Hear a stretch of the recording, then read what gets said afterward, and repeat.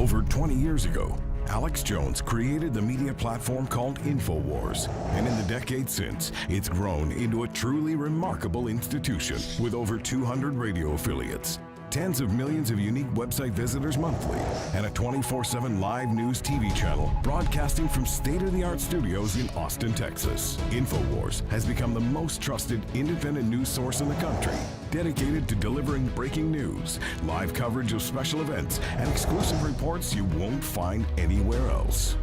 While the old guard media struggles to maintain supremacy in a landscape rocked by innovation and technology, InfoWars has been at the forefront of the information revolution. From 8 million radio listeners, over 2 million YouTube subscribers, or the billions of views of our online content, InfoWars proves dominant in every facet of media we enter. For the hardest-hitting reports, uncompromising analysis, for high-profile interviews and bombshell revelations, accept no substitutes. Demand truth. Demand InfoWars. InfoWars. Tomorrow's news today. I was told on air and off air by the second person to walk on the moon, Buzz Aldrin, that there was an obelisk on the lone moon of Mars, indeed, like 2001 Space Odyssey, sending out a signal towards Saturn, not Jupiter. And he then went on further on air and also off air when I met with him personally once and also had a phone call with him until people clamped down on him because his secretary was a big listener, that there were big underground lakes, not just frozen water, on Mars with its southern and northern ice caps, and that there was also underground water on the moon. And I talked about this before it broke. Buzz Aldrin told me when I was out in L.A., this is like 10 years ago now, he said, yeah, in about a year, they're going to launch an Indian probe. They're going to launch an Indian probe into the surface like a meteorite of the moon to then eject up the water particula and prove the theory that there are underground lakes. Now, he's telling me all this. And then I'm walking through an airport almost a year later, and there's USA Today, Indian probe crashed in, discovers underground lake. I mean, what does NASA know that we haven't been told? That's the whole point, is we have a breakaway civilization here. We have a whole system of 30, 40, 50-year advanced technologies. That's confirmed. We're not being made privy to what's really going on. Life extension, you name it.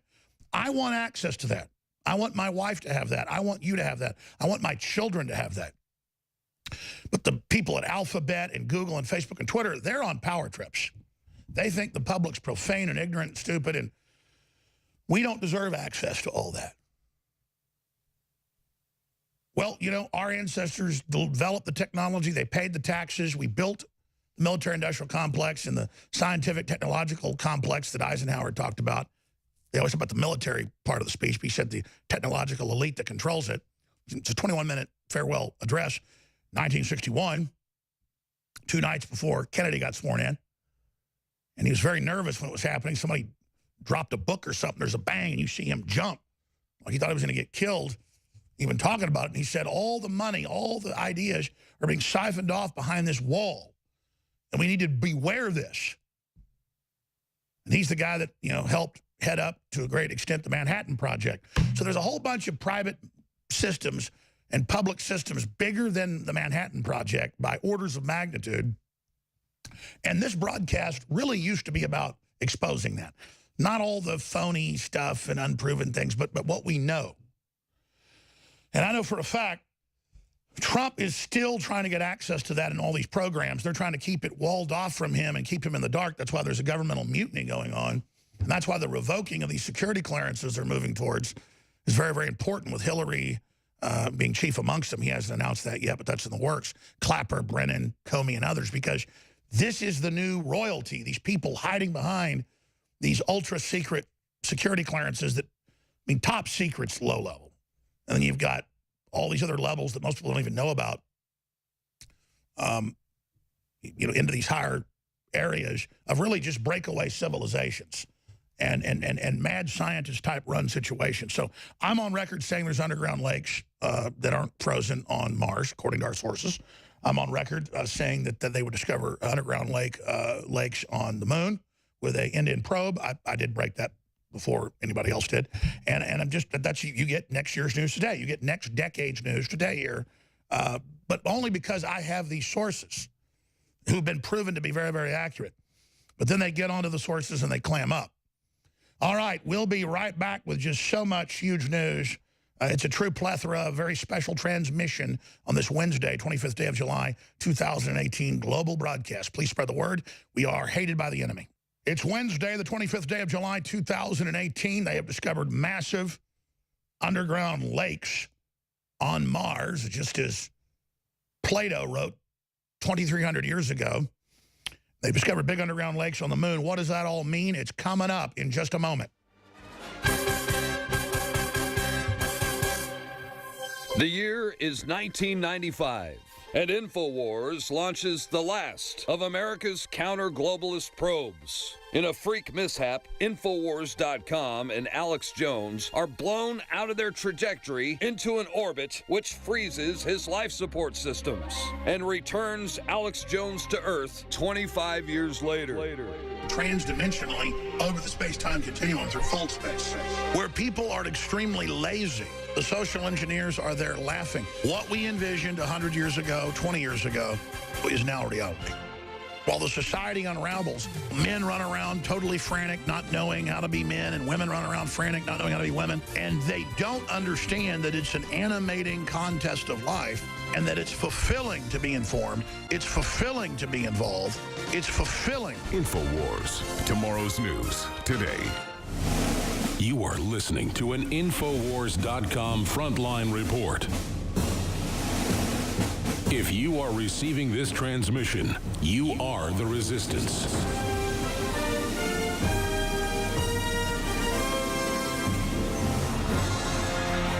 From deep in the heart of FEMA Region 6, Austin, Texas, transmitting worldwide, it's Alex Jones.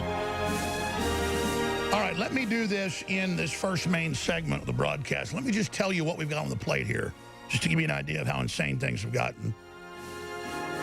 Good things are happening, bad things are happening, crazy things are happening, amazing things are happening. Massive underground lake found on Mars, raising possibility of life. It is a giant salt sea, according to the spectrometers from the ground-penetrating radar. Now, of course, NASA knew about this 25 years ago, according to my sources, and we've also broke that before, and the lakes under the lunar surface as well. We're going to be going over all of that today. Also, Tucker Carlson has come out with a former special operations colonel who heads up a major private intelligence group and said they're getting basically chatter and concerns that there could be a false flag stage to maneuver President Trump into an all-out war with Iran to actually undermine the U.S. recovery and let the Chi-Coms outflank us while we're distracted with that situation. As much as I'd like to see the mullahs removed, that's absolutely true. So that's coming up. You can't make this up. Italian bishop, I would turn all churches into mosque. Meanwhile, a member of parliament in the UK that's just been critical of the giant child kidnapping rings that are confirmed, run by the Islamicists, they have to have massive security now as the gangs. They say Asian gangs. No, it's Islamicist gangs. The rule is never say Muslims. They are being protected and allowed to do that. She has to have security now because they're death threatening her. And that leads us to this little tidbit that I'll cover at the bottom of the hour. YouTube, Facebook, Twitter, all the big hearings in Congress about shutting InfoWars off last week. If Drudge Report wouldn't have linked to our actual video 3 months ago when they said that I said nobody died at Parkland and the video is banned by YouTube to take our channel down, actually said that the police stood down, which was later confirmed. We just had eyewitnesses. So they said they lied about what we were saying to both censor us and not let us expose that the police stood down, which again is now confirmed. We got 5 community guideline strikes. And so and people say, well, wait, 3 strikes and you're gone. Well, that's right. We're in the process of appealing it, and then the site with billions of views will be gone if they don't. And it's all up to George Soros and the Media Matters folks that literally fund the groups that go out and false flag everything, where they flag, that's another type of false flag, where they put a flag claiming you violate community standards for violence. And the video is Trump's speech about the snake. And then we show people climbing over fences and people kicking women down steps and things like that. This is stuff that's shown on the news. We are news. This would be shown on CBS during the family hour. In fact, much of what we show has been on mainstream news, and it comes from television. And it shows the illegal alien Islamists robbing people's vehicles, pulling people out of their 18-wheelers, hitting people over the head with bike locks, throwing their own children on railroad tracks. It doesn't show the baby being run over. This has all been on the news. And so because it's so powerful, all 5 videos are introed with the snake footage that we're showing right now. And, of course, some would argue, well, don't show it again. They'll totally ban you. Well, that's why we're getting ready the court cases and the rest of it. Is because we're the test case, folks. Once we're banned, everybody's banned. We don't show the ISIS, Al-Qaeda trained 7-year-olds shooting people in the back of the head. We just, like ABC does, we just show them training to do it. We don't actually show any blood, any gore. It's very sanitized. But we do show the basics of what you would see during the family hour. And you know, some of the stuff we don't want to show. YouTube left it up for 7 years. Of a Showtime special where they simulate raping newborn babies. Now, YouTube left that up. We blurred the man's rear end and other things and the baby simulated rape. I expect they'll probably take that video down and say it violated standards. See, they can show the raping of the baby simulated and show the man's big hairy butt. We blur it out, we will be banned. Doesn't matter. The juries will all see it. And we've got the cases. We've got the internal Google employees admitting they're censoring us, the racketeering, all of it. And the left goes, oh, my gosh, he's attacking YouTube and Zuckerberg at Facebook. They've been leaving Jones up. You know, why is he saying they're censoring? Because they've already got a shadow banned.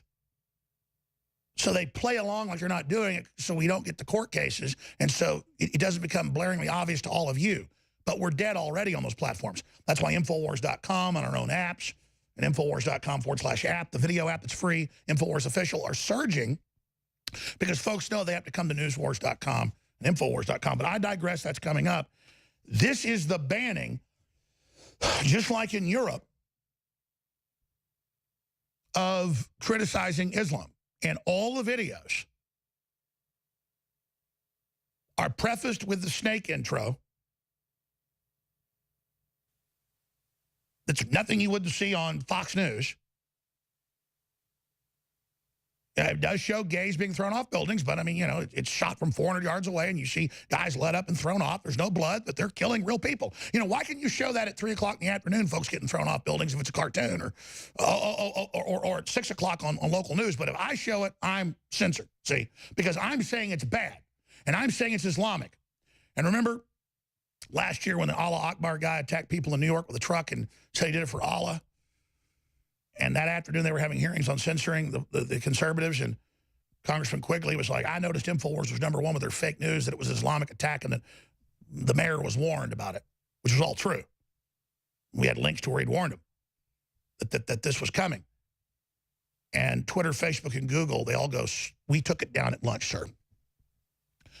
And he goes, well, I don't want it to ever get to #1. They go, sir, the algorithm goes in 2 months. They will be censored. A couple months later, it hit. So they've given us an arrogant blueprint of the whole plan. So here's the deal. I'm going to cover it more when we come back. I only got into a few of the articles. There's literally hundreds of them. They're all insane.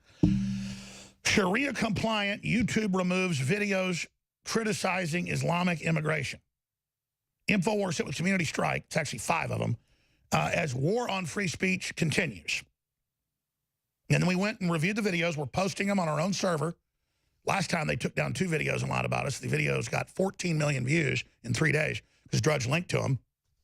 We're going to add these to Paul Watson's articles as soon as they're up. They're being uploaded now. The raw files that they say are hateful and evil and violent, they could have put age restriction on it. They didn't do age restriction. They don't put age restriction on YouTube hosts who officially work for YouTube making fun of people that have committed suicide and showing their dead bodies. and weird torture porn of torturing little kitty cats, which should be censored. It's obscene.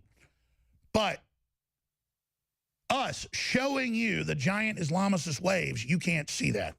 So the article's up on Infowars.com, and I'm asking Drudge and everybody else, I'm shooting up the bat signal here. I need help because they're just trying to wear us out and hope people just get used to censorship. This is the biggest yet, the banning of criticizing radical Islam. I've absolutely got to be very judicious in the next two segments because I've got to get to Tucker Carlson with the top intelligence analyst, very respected, saying they believe the globalists and the neocons, along the leftists, are going to try to launch a Gulf of Tonkin to get us into a war with Iran. I have agreed that something there in the Persian Gulf is what will probably trigger it.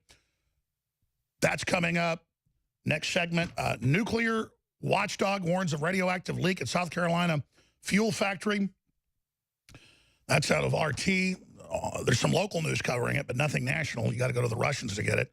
That's why British news, Russian news, Japanese news, doesn't mean they're perfect. It means they'll give perspectives we're not getting. Like no news in the U.S. on Nicaragua except for CBS. And just the total martial law hell, thousands being killed every few days. Venezuela has thousands dying a week now. It's just total insanity. That's all coming up. It's so huge, though. And I don't want to make the broadcast about us because it's about you. But we're the test case. Do you understand that not just InfoWars, but we know of hundreds of other prominent channels, Jihad Watch, you name it, that are being banned off YouTube if we simply don't even show beheading videos that CNN can show. We just show Islamicists pouring in and robbing people's cars and shooting guns in the air and stuff. And they say it's violent. And they don't age restrict it. They take our videos down. And if they don't accept our appeal, the site will be shut down. And you've got CNN, MSNBC, all of them cheerleading for this, saying once they take us down, they will take you down. And I'm showing you the footage here. This is what they ban. This is what they say I violated community guidelines. Showing you. This is the footage. I'm not going to stop. They're not going to control what I put out. This is, I only put out what I would think would be reasonable on the nightly news. Or what you'd see on PBS. And this is what you should be seeing on the news. But they're covering this up now. They don't want this seen. Okay, by the way, ISIS took responsibility for the big attack that shot 15 people, killed 2 of them in Canada a few days ago. They knew the guy was an Islamicist. They knew he was in ISIS. They knew he was screaming Allah Akbar. It's all come out. But now it's not a big news story. Can you imagine if it had been a Christian or a conservative?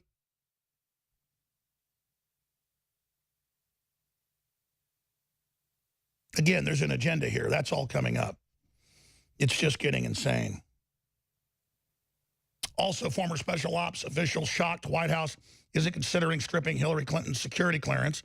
We've got Larry Klayman of Judicial Watch, a founder of that, and now has his new organization joining us to break it all down.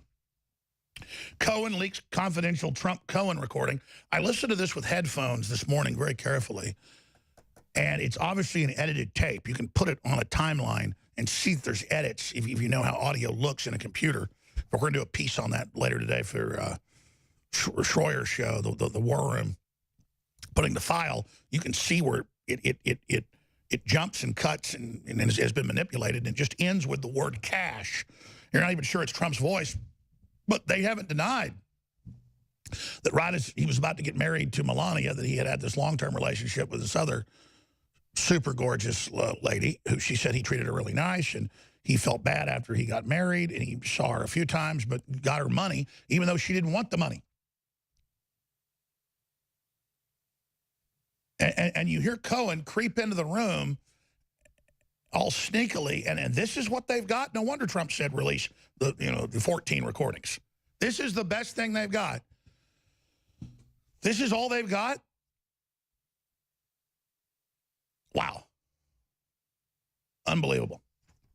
And again, the tape, when you know wavelengths, when you know the signature of audio, you learn that you can blow it up to like right down to milliseconds and you can see cuts. Audio doesn't just go from really high to 0 if it's recorded in a room. There's always a background. But in milliseconds, though, when there's a cut, it puts a line in it, and we can see the cut. Just like when we told you about Obama's birth certificate, I said, I don't know the truth about this. I don't know where he was really born. This thing was in 6 layers. They used WordPress from Microsoft, the fake typewriter font, because with a real typewriter, every splat is like a snowflake. It's individual, how you push the button.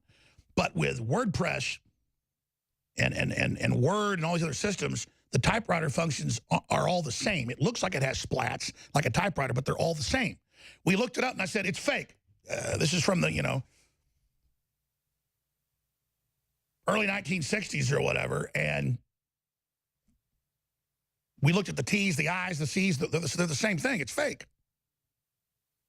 And then 2 years later, top German and top Italian scientists came out from 2 different firms and said, we find they're using Microsoft Word, and we find there's 6 layers. Yeah, I've worked in media for 20-something years. I know they left them in layers. The file was in layers to make us freak out about it and to think he was really from Kenya when he was from Hawaii, Frank Marshall Davis's son. It's like, wow, the way they set us up is amazing. But I've learned the tricks over the years. So it's the same thing here. I pulled it in last night on my home computer, and I've got one of those little rinky-dink free audio files. We've got Pro Tools and a bunch of other systems. So we're pulling it in here, and we're going to show people that the tape is edited. So I think that's going to be pretty big news, don't you? That whatever they put out has been edited. Okay.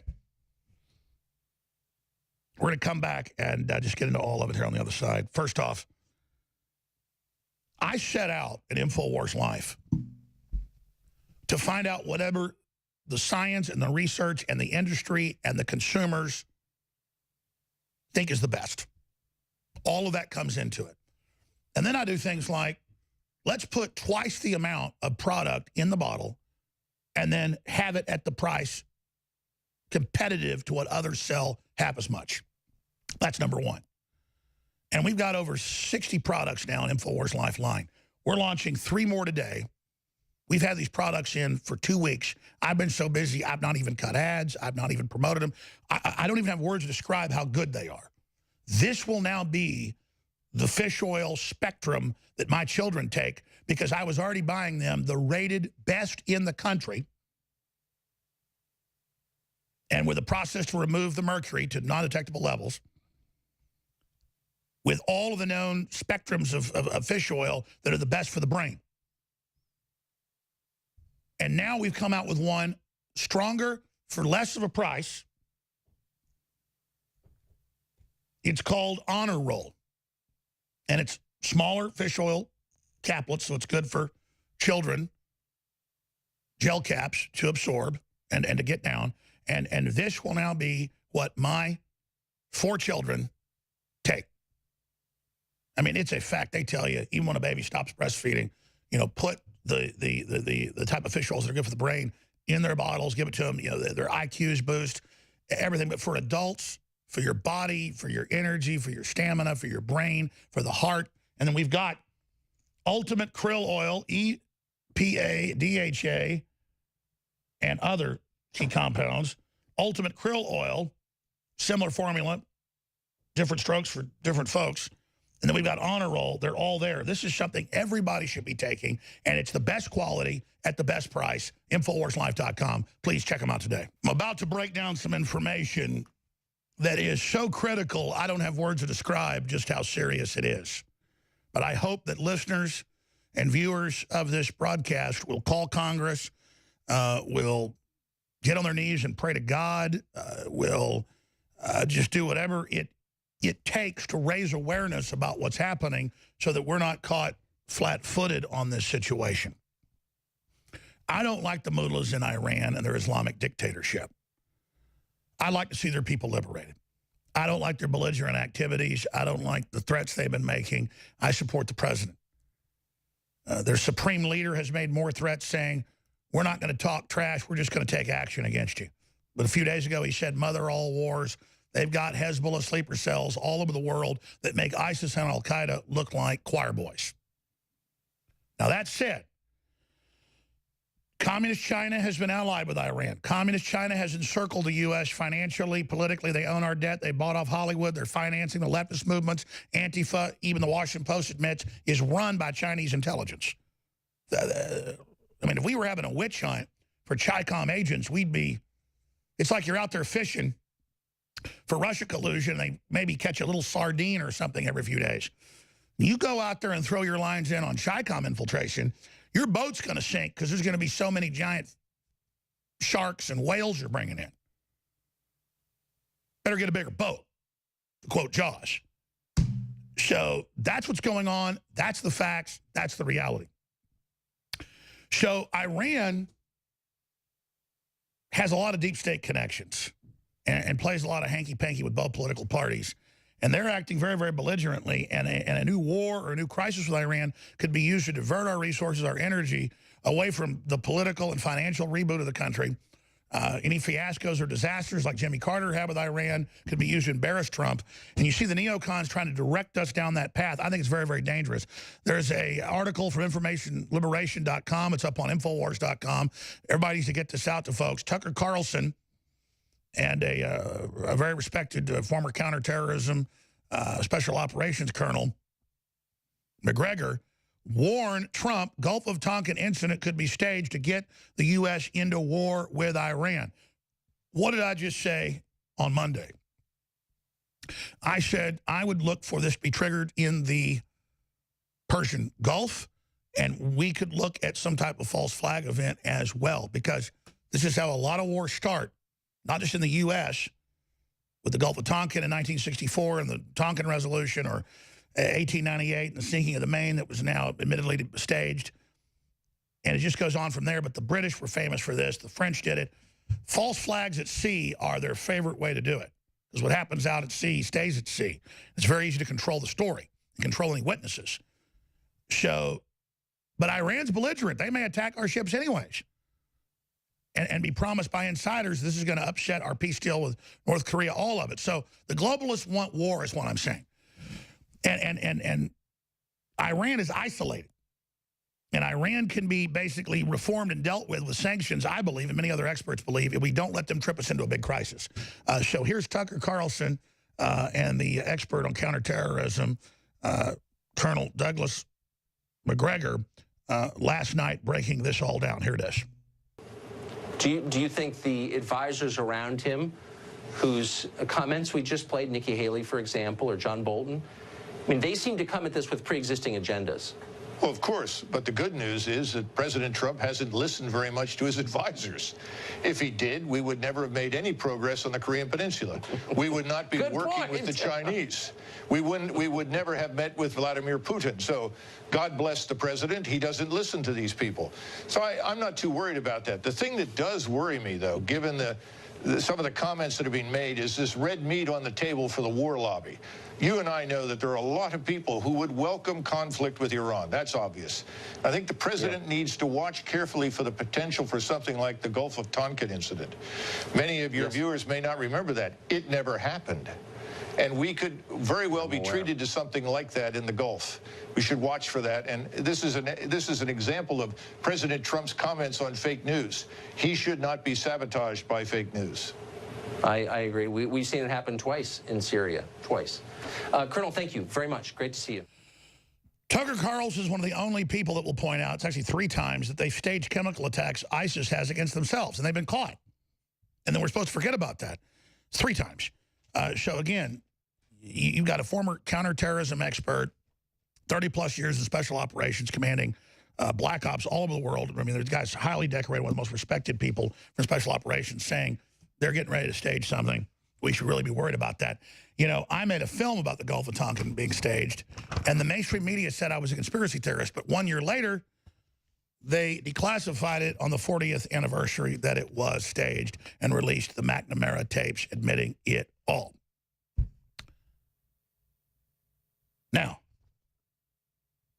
let's go ahead and move to the next story. This is a big one. You remember the 8 years of Barack Hussein Obama, when more than 10,000 501c3 churches and 501c4 and other charities veterans groups, pro-gun groups, conservative groups, would have their tax exemption revoked. In some cases, criminal charges were filed. And you tune into MSNBC 5 years ago in the thick of this, and they go, well, the Tea Party's racist. These Tea Party groups and churches deserve to be indicted. Now, I believe in the First Amendment. Congress shall make no law respecting an establishment of religion, prohibiting the free exercise thereof. Then it gets into freedom of press and speech. But first, it's religion.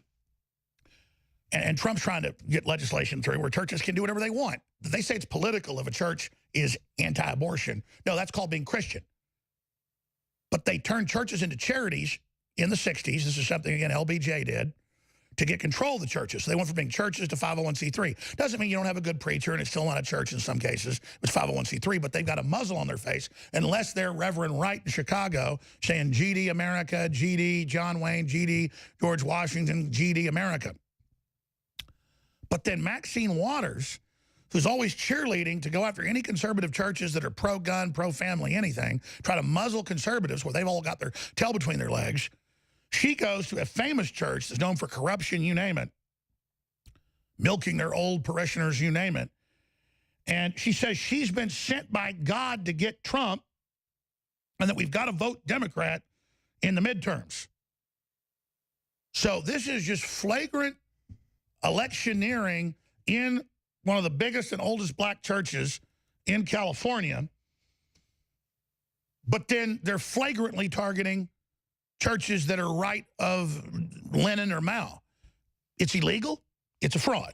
So when politics becomes religion, Mad Maxine breaks federal tax laws to slam Trump in church, the Democrats need to get gored by their own ox. They're the ones that have been persecuting everybody with this. And until it's repealed, I want their ass thrown under the jail. But that's all about leftist intimidation, isn't it? Here she is. Here to do the work that I've been sent to do, and as Pastor said to me when I came in this morning, when God sends you to do something, you just do it.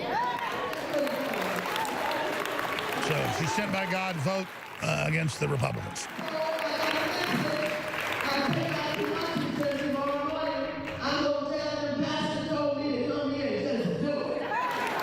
Vote Democrat.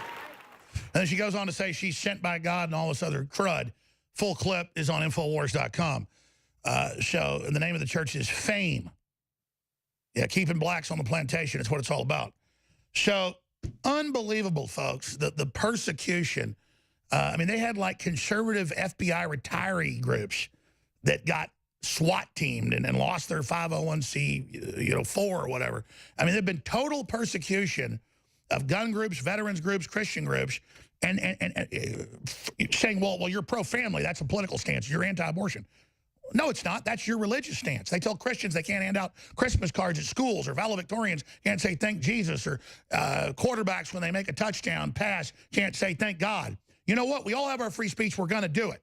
But the Democrats have violated their own law. Throw them under the jail. Well, they say a picture tells 1,000 words. Well, so does a word. And the word is R-A-T, as in the rodent family, or meaning big, fat, stinking rat. Let's put drudgereport.com up on screen for TV viewers. The Rat, Cohen. The Rat, who tried to set Trump up for years, recorded reportedly hundreds of recordings, 14 that the feds have, who then, the scandal is they leak it to CNN in a federal court case against the president. An investigation Mueller started metastasizes into his lawyer, and payoffs over a decade ago to girlfriends. Unbelievable. And I use the term payoff. This latest girlfriend wasn't asking him for any money, but he felt bad. He'd gotten married. She was in the running. I know the inside baseball that Trump literally asked his sons right before he married Melania. He said, "Is Melania the one?" Or is, I'm gonna leave it right there. But let's just say Trump had trouble turning loose of a couple old girlfriends. Stormy Daniels was a dalliance, and that was a bad thing, but he never said he was a saint. But none of these women have said that they mistreated him. But if you're paying for somebody to take care of them, Fine, let them call it. It's not illegal to pay somebody. It's not campaign violation either. Just because you're in a campaign, you give your money to somebody so that they're taken care of. That's like if somebody, you know, works here and they die, and then I give their wife some money. Is that a payoff? No, that's taking care of somebody you've had a relationship with in business or life or whatever. But I digress. The whole issue here is, what is Mueller doing going to federal court last week and saying, we're recording the phone calls from jail of Manafort, and we know his strategy in court. He wants to delay this trial. Here's the transcript of what he said. Legal discussions in a court case illegally being used in a filing, that's never been done in U.S. history. That is 100% illegal. Show was letting Jerry Epstein be an informant for a decade while he ran little girls on board planes for degenerate men to have sex with them. Kevin Spacey flew on the plane quite a bit, but he liked other things. And, of course, Harvey Weinstein. But he's the upright guy. He's the good guy. But I digress. I digress. We've got the tape of Cohen. The first one they're doling out. And Trump's got like 5 different things going. They're talking about all these different things. And he's like, yeah, delay that lawsuit about getting my old divorce records, you know, embarrassing my family from 30 years ago. Yeah, do this, do that. Yeah, whatever. And you hear the word cash and it cuts off. And we've looked at the audio file. It's been edited. We're going to present that later today. But right now, let's go ahead and play the rat creeping in. You can even hear how he's nervous saying, oh, hi, how's it going? Oh, there's this thing. We took care of that, huh? You know, that guy. Here it is. What we can do to get rid of this, because it's so false what they're saying. It's such bull. I think this goes away quickly. I think it's probably better. Do the Charleston thing. Just this time. Yeah. In 2 weeks it's fine. I think right now it's better. You know? Okay, honey. You take care of yourself. Thanks, Pam. Yep, I'm proud of you. So long. Bye. What's up, Mike? Great poll, by the way. Yeah. Seen it. Great poll. Making progress. Big time. And you guys are good guys. Oh, Pastor Scott? No, Pastor Scott. What's happening? Oh, no. He's... Can we use him anymore? Oh, yeah. 100. No, you're talking about Mark Burns. We told him to... I don't mean that. Mark Burns, can we use him? No. No. Richard Lefrak, I'm sorry, Richard Lefrak just called. He just had, we have a chance. He had an idea for you. Okay. Hit pause again. This is the best they've got. Is a woman that they were in a relationship for years when he was divorced from the last wife, and then he's about to get married, and he's like, baby, I'm sorry. And it overlaps a little, and he goes, hey, here's some money. I mean, I've looked into the case. This is what a billionaire takes care of one of his girlfriends? Call it a payoff. It's not illegal. How would the girlfriend feel if she thought she was going to get married to him and he didn't help her out? And I've seen her in interviews. She told Anderson Cooper, I didn't want money, but he insisted. Yeah, it reeks of desperation. Let's go back to it. Here it is. Got served from the New York Times. I told you this regarding to unseal the divorce papers with Ivana. We're fighting it. Kaslowitz is going to never be able to get that done. Never. Kaslowitz doesn't. They'll ever be able. They don't have a. Give me your code, please. They don't have a legitimate purpose. And you have a woman that doesn't want to unseal. Correct. So you've been handling. Yes, and it's all. It's been going on for a while. For about 2-3 weeks now. All you have to do is delay it for. Even after that, it's not going to ever be opened. There's no purpose for it. Told you about Charleston. I need to open up a company for the transfer of all of that info regarding our friend David, you know, so that I'm going to do that right away. I've actually come up and I've spoken to Alan Weisselberg about how to set the whole thing up with so what are we going to funding. Yes, and it's all the stuff, because, you know, you never know where that company, you never know where he's going to be. Correct. So I'm all over that. And I spoke to Alan about it when it comes time for the financing, which will be... Listen, what financing? We'll have to pay you. So I'll pay the kid. No. I got... No. Hey, Bill, how are you? They claim the word cash is in there, and I can't even hear it. And then Cohen's on TV going, that's what criminals do. That's what mobsters do. Wow. So this is the best they've got on Trump. I'm actually impressed here. I am really impressed that this is the best they've got with Mueller, with illegal spying on him during the campaign and after, all this intel, and this is what they've got. 3 women over 15 years that Trump gave between $100,000 and $200,000 apiece to him. And they say he treated them like royalty. Wow, that's really great, man. That's really nice. And by the way, other than Stormy Daniels, the relationships, the other 2 started during the time he was not married. So I'm like, wow, this is like, he's not even as big a playboy as I thought. And this is how he gets treated? And then Mueller in a Russia investigation grabs his lawyer's info and then puts it on CNN, and no one's even going, what the hell's going on here? This is the desperation of these people. This is insane. I have a lot of kinship with Trump, only because I bet on it. America's coming back. I know I'm right. I'm being persecuted like the day is long. And then I don't know anybody else been persecuted like I have been. Trump way worse than me. He's the only guy. So he's in a club, you see, with me. And we love America. We're not to screw people over. I don't care what color you are. We want prosperity. We want to tell the truth. You got these crazy people like Mueller and Comey that help cover up child kidnapping rings, Epstein, all of it. And it's like, really, these weirdos are going to rule our lives? No. Now, listen. I'm not Trump. I don't own 100 big buildings and hotels and golf courses, and he's got hundreds of lawsuits against him. We got like 20. 10 have been thrown out. It wasn't cheap. And they're censoring us and blocking us advertising everywhere. You know what they've done. I'm not complaining. I'm just saying, you want us to win. You want somebody to fight. I'm going to fight to the end like a pit bull. That's just because these people are evil. You don't have to ask me to fight. I'm going to keep fighting, even if the dog food and the water doesn't get put in my bowl during breaks. I'm going to fight to the death.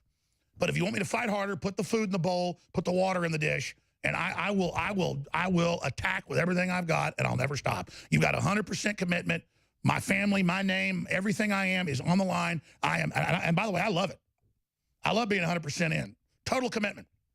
But I need your financial support. Now, everybody who's done any research knows fish oil is magic. Fish oil is incredible. Fish oil is the one supplement I make sure I take every day. I can be exhausted, 10 o'clock at night, do some radio interview. Coffee doesn't work. You know what helped me quit drinking at night?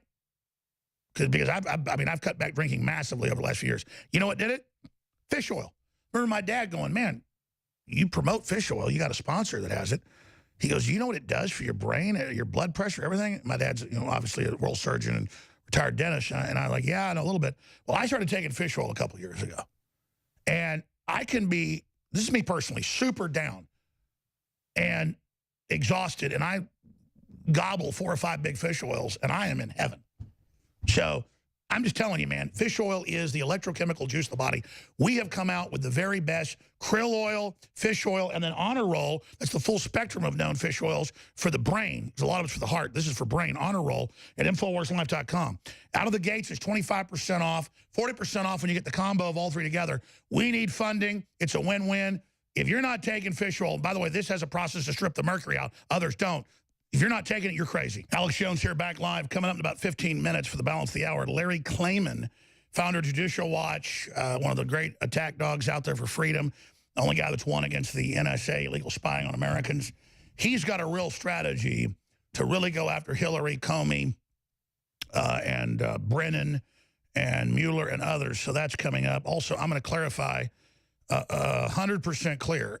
I don't want anything to happen to Mueller. My whole high noon showdown politically, I'm going to take you out like a gunfight at the OK Corral. That's like saying our football team's going to kill you. Everybody knows I'm not for violence offensively. I actually believe we would lose the fight against the globalists if we start a physical fight first. We might lose it even if they started. It's the last thing I want.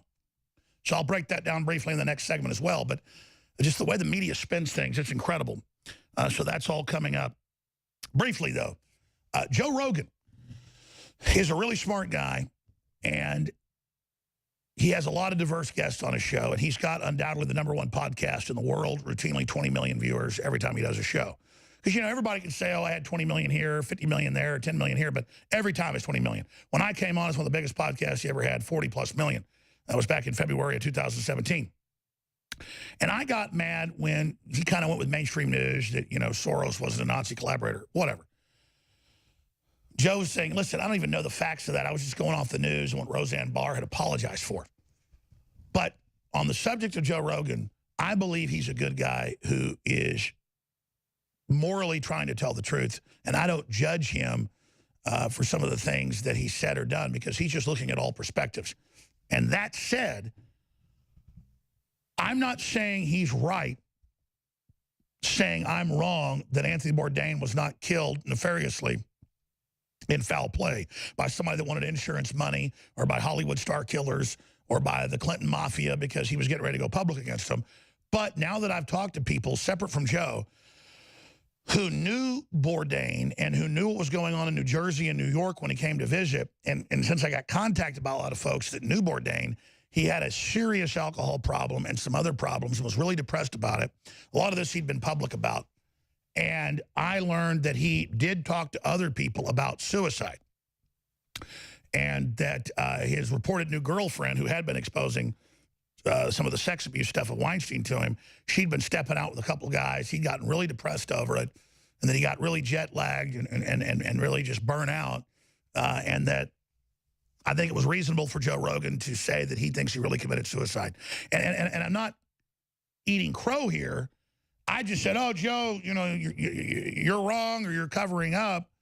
But then when I looked at the facts and talked to folks, it's reasonable to say that Bourdain could have killed himself because now I've talked to a bunch of people that know him and know his friends, including somebody that works here, who I separately said, what did you hear? And it was the exact same thing I had heard about, you know, a certain thing. She don't lie, she don't lie, she don't lie.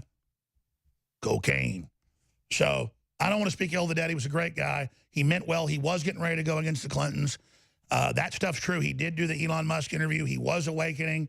He did say the things about how, you know, they were threatening him. So they could have killed him. I was right that he said those things and was about to go public against them. That's true. So that looks suspicious, and I think it should be looked at and investigated.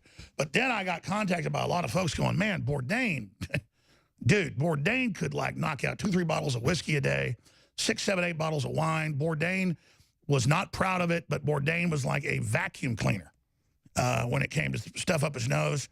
And again, I'm not speaking ill of the dead. Everybody's got their issues. I'm just saying that then I heard all that, how depressed he was, and his girlfriend was reportedly cheating on him.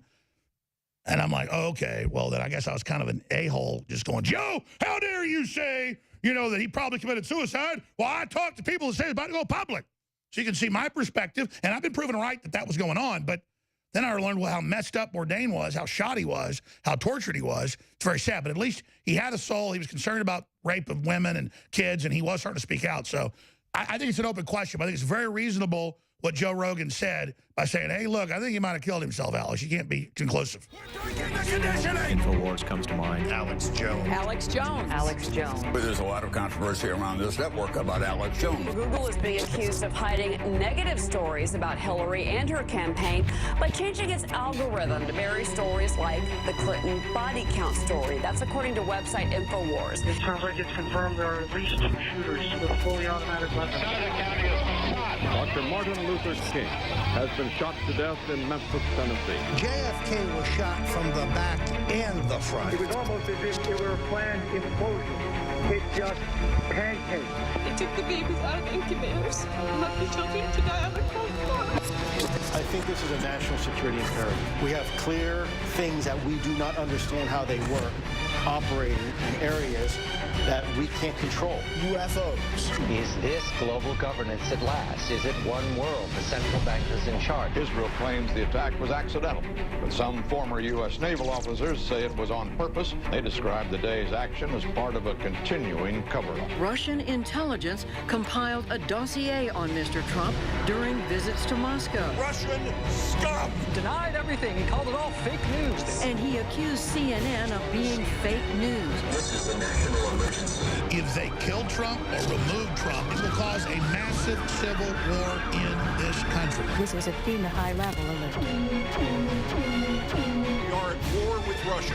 Are you aware that Mr. Stone also stated publicly that he was in direct communication with Julian Assange and WikiLeaks? The White House and the president are citing InfoWars. If they can shut us down, you're next. If you are receiving this transmission, you are the resistance. It's Alex Jones.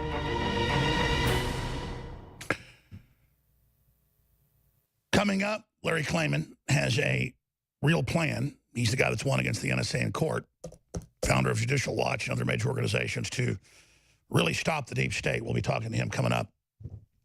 Let me address this right now because, as everyone knows, they've had congressional hearings twice last year and twice this year in the Judiciary, the Armed Services, and the Intelligence Committees,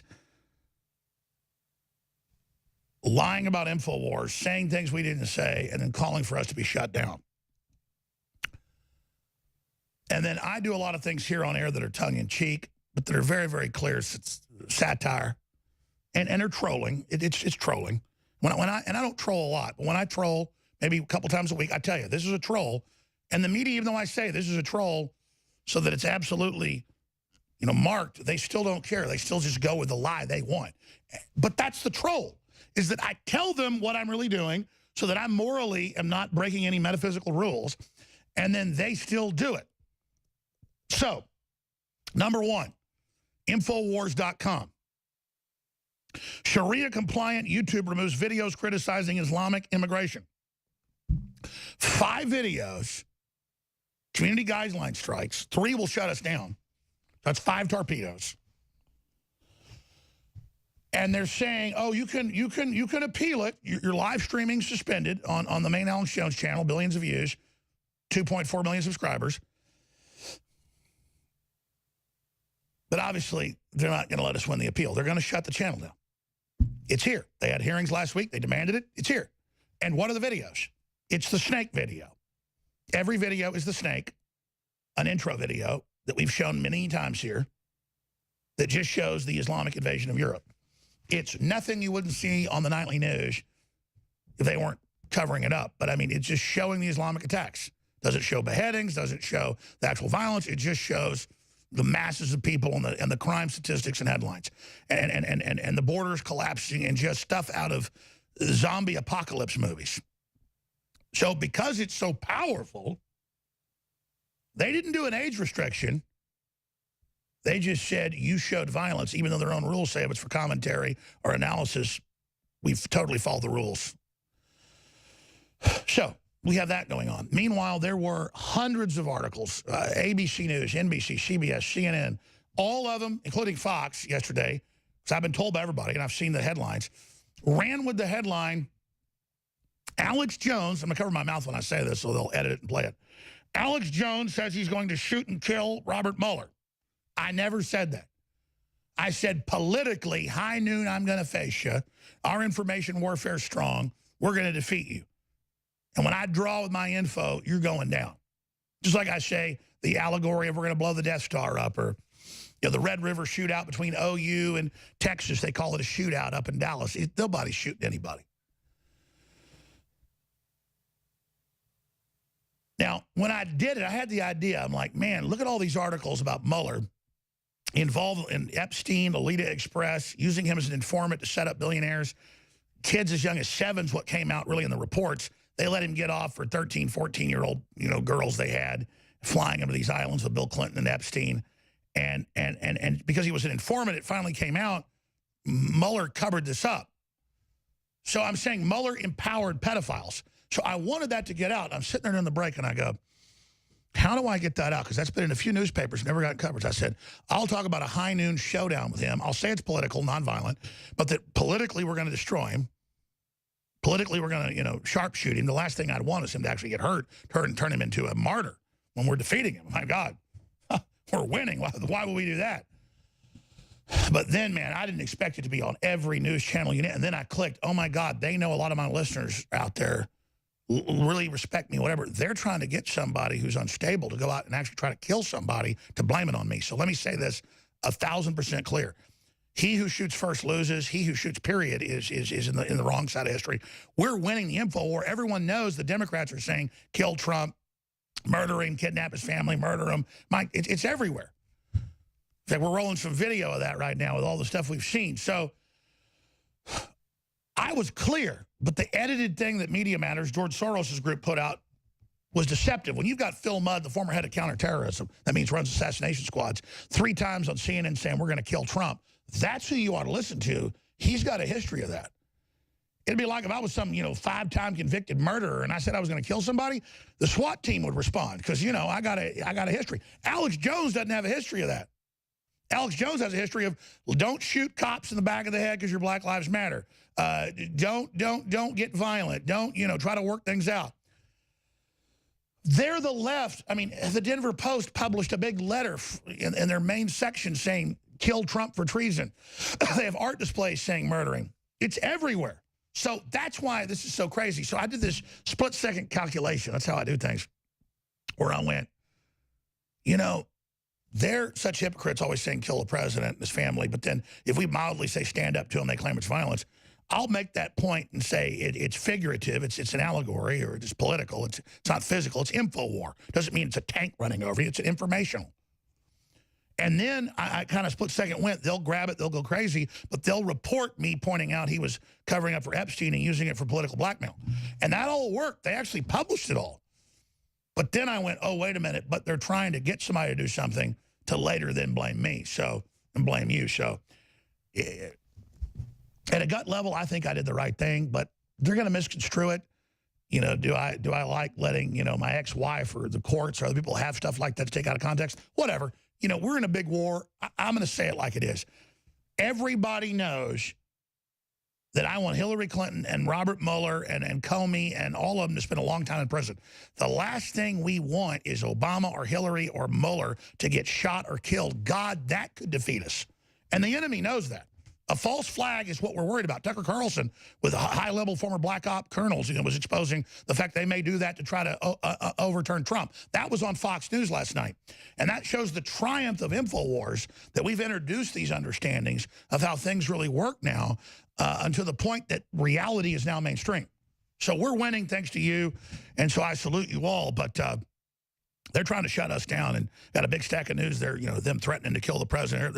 And that's all cute and dandy when they say we're going to kill him or kill Scalise or kill more Republicans or break Rand Paul's ribs. That's all cute. I go, hey, figuratively, high noon, spaghetti western, I'm going to politically, take you out. They go, oh, my God, you're going to kill our God, our so-called president. They think he's the deep state's president, Mueller. Mueller's a joke, a discredited cover-up artist for the Saudis. I hope he lives forever in hell. All right. Larry Klayman is the founder of Judicial Watch. He heads up freedomwatchusa.org. He's one of the only people to have a successful case against the NSA and help expose all that. He gets demonized a lot by mainstream media, even by establishment Republicans, because they're bought and paid for. But he's done a lot of great work. Helped get the impeachment of Bill Clinton going, you name it. So he's a man of action. And there's a lot of paper terrorism by the left, the right, the UN, the globalists. I mean, they all engage in it. And a lot of you hear about citizen grand juries, and it's some guy out there in his log cabin sending in weird legal theories that aren't real. But under British common law, English common law, Judaic Christian common law, the Magna Carta, when the courts aren't doing their job, it reverts back to the people. So he's a scholarly lawyer. He's going to break this down. But just a citizen's grand jury live on television presenting evidence to citizens that are randomly called. That's powerful, and you can look into that. In the United States, a citizen grand jury is a non-actionable, non-governmental organization that assumes responsibility upon itself to accuse an individual. Well, that's what Wikipedia and the globalists say. They also say the Constitution should be repealed over Wikipedia. So we're going to look at this plan that Larry Klayman's got, that last time we had him on a few months ago, talk about it, got a lot of interest. And then just as a lawyer, look at the security clearances, Hillary Clinton, the deep state, where this country is at this point, the FISA court being illegal, using illegal stuff to go after Trump. I mean, this is really, it looks like they're losing right now, but they're obviously trying to strike back. So, Larry Klayman, thanks for joining us. Alex, God bless you. Nice to see you and nice to hear you. And I heard your monologue. You're absolutely right. We can't do anything that physically harms people because that would make them martyrs and wouldn't be the right thing anyway. But what we can do is bring about justice ourselves. And What we've started at Freedom Watch, freedomwatchusa.org, is a Freedom Watch's Justice League. Using that as an analogy, the superheroes did not look to the government to bring about justice. They had to do it on their own because the government had become corrupt and ineffective. And Justice Scalia, back in 1992, in a Supreme Court case, majority opinion, which he wrote, said that the grand jury belongs to the American people. It does not belong to the three branches of government.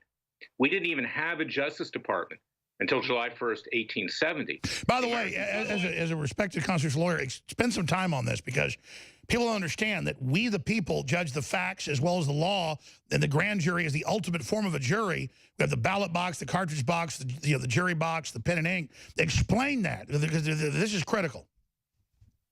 The grand jury is a group of citizens. When we choose them, we're going to talk about that. It'll be from neutral voter rolls. We're not going to pack it. We're not going to cook it. We're going to put Americans on there who are neutral, in effect. And because they've got rigged grand juries or scared grand juries controlled by district attorneys and others. We're going to recreate the true, pure thing. Exactly. And there's so much evidence out there already. We don't need more documents. You know, my former group does mostly documents. Freedom Watch brings hard-hitting cases. And that's why we need to commission a grand jury. We want to do it in Texas beginning on September 25th of this year. Time is short. We need to bring about indictments. We then need to try these cases in front of a retired judge or someone who is independent. We need to get convictions. We need to sentence. And yes, we need to even do citizens' arrests peacefully and legally. Well, just to be clear, though, just airing it live for 2 weeks or whatever, 10 days, with a real jury off the voter rolls and a real judge and the real evidence, who's going to defend the deep state, though? Because we got to have a defense. Well, we're going to subpoena them and indict them. They can come if they want to. I hope they do, and I hope they come with their lawyers like Lanny Davis, who's doing a number on the president today with Michael Cohen. Let them come. Field of Dreams. Let them come. We'll talk about that next segment and the mechanics of it, because it is in the Constitution, it is in Magna Carta, it is in common law, it's in Judaic history. I mean, this is the people's juries. This is it.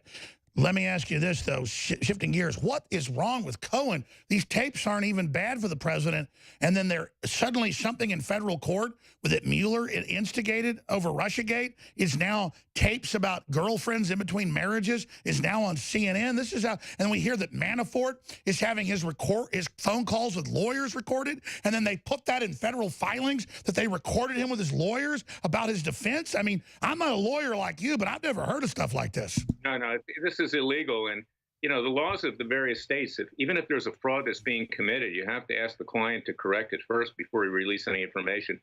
Cohen and Lanny Davis violated attorney-client privilege. They should be held accountable by bar associations. So what do they got? They obviously got something else on Cohen separate from Trump. Most likely they do. And this is an outrage. It's something that'll be dealt with. I'm going to deal with it at Freedom Watch. These people deserve to have bar complaints. I was about to say, even mainline lawyers are pissed about this. I mean, this is a next level of bad name for lawyers. Lanny Davis, he tries in the past to play both sides. He even got on Fox News with Hannity frequently. This is one of the sleaziest lawyers in Washington, D.C., and that's saying a lot. And I sued him a number of years ago when I was running Judicial Watch. He wasn't happy about it, but he's even reached higher degrees of sleaziness during the present time period. He wants to get Trump's head. He's insisting, obviously. Well, I'm going to ask you again. How does a Mueller investigation morph into his lawyer, and now they're airing tapes in a secret federal case on CNN? I mean, that should throw the whole case out, right? That the federal court suddenly has stuff on CNN?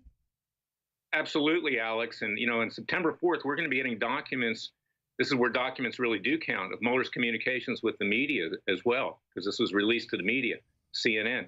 These are violations of grand jury rules. They're criminal. And that's why the Citizens Grand Jury, one of our first targets, in addition to Hillary Clinton, in addition to Bill Clinton, is Robert Mueller. We want to legally take him out. We'll talk about that next segment. I want to go back to just releasing tapes, because I'm no lawyer, but I read the news for 25 years. As you just said, as a lawyer, I've never heard of secret recordings that a federal court has are on CNN, and then a lawyer brags he leaked them.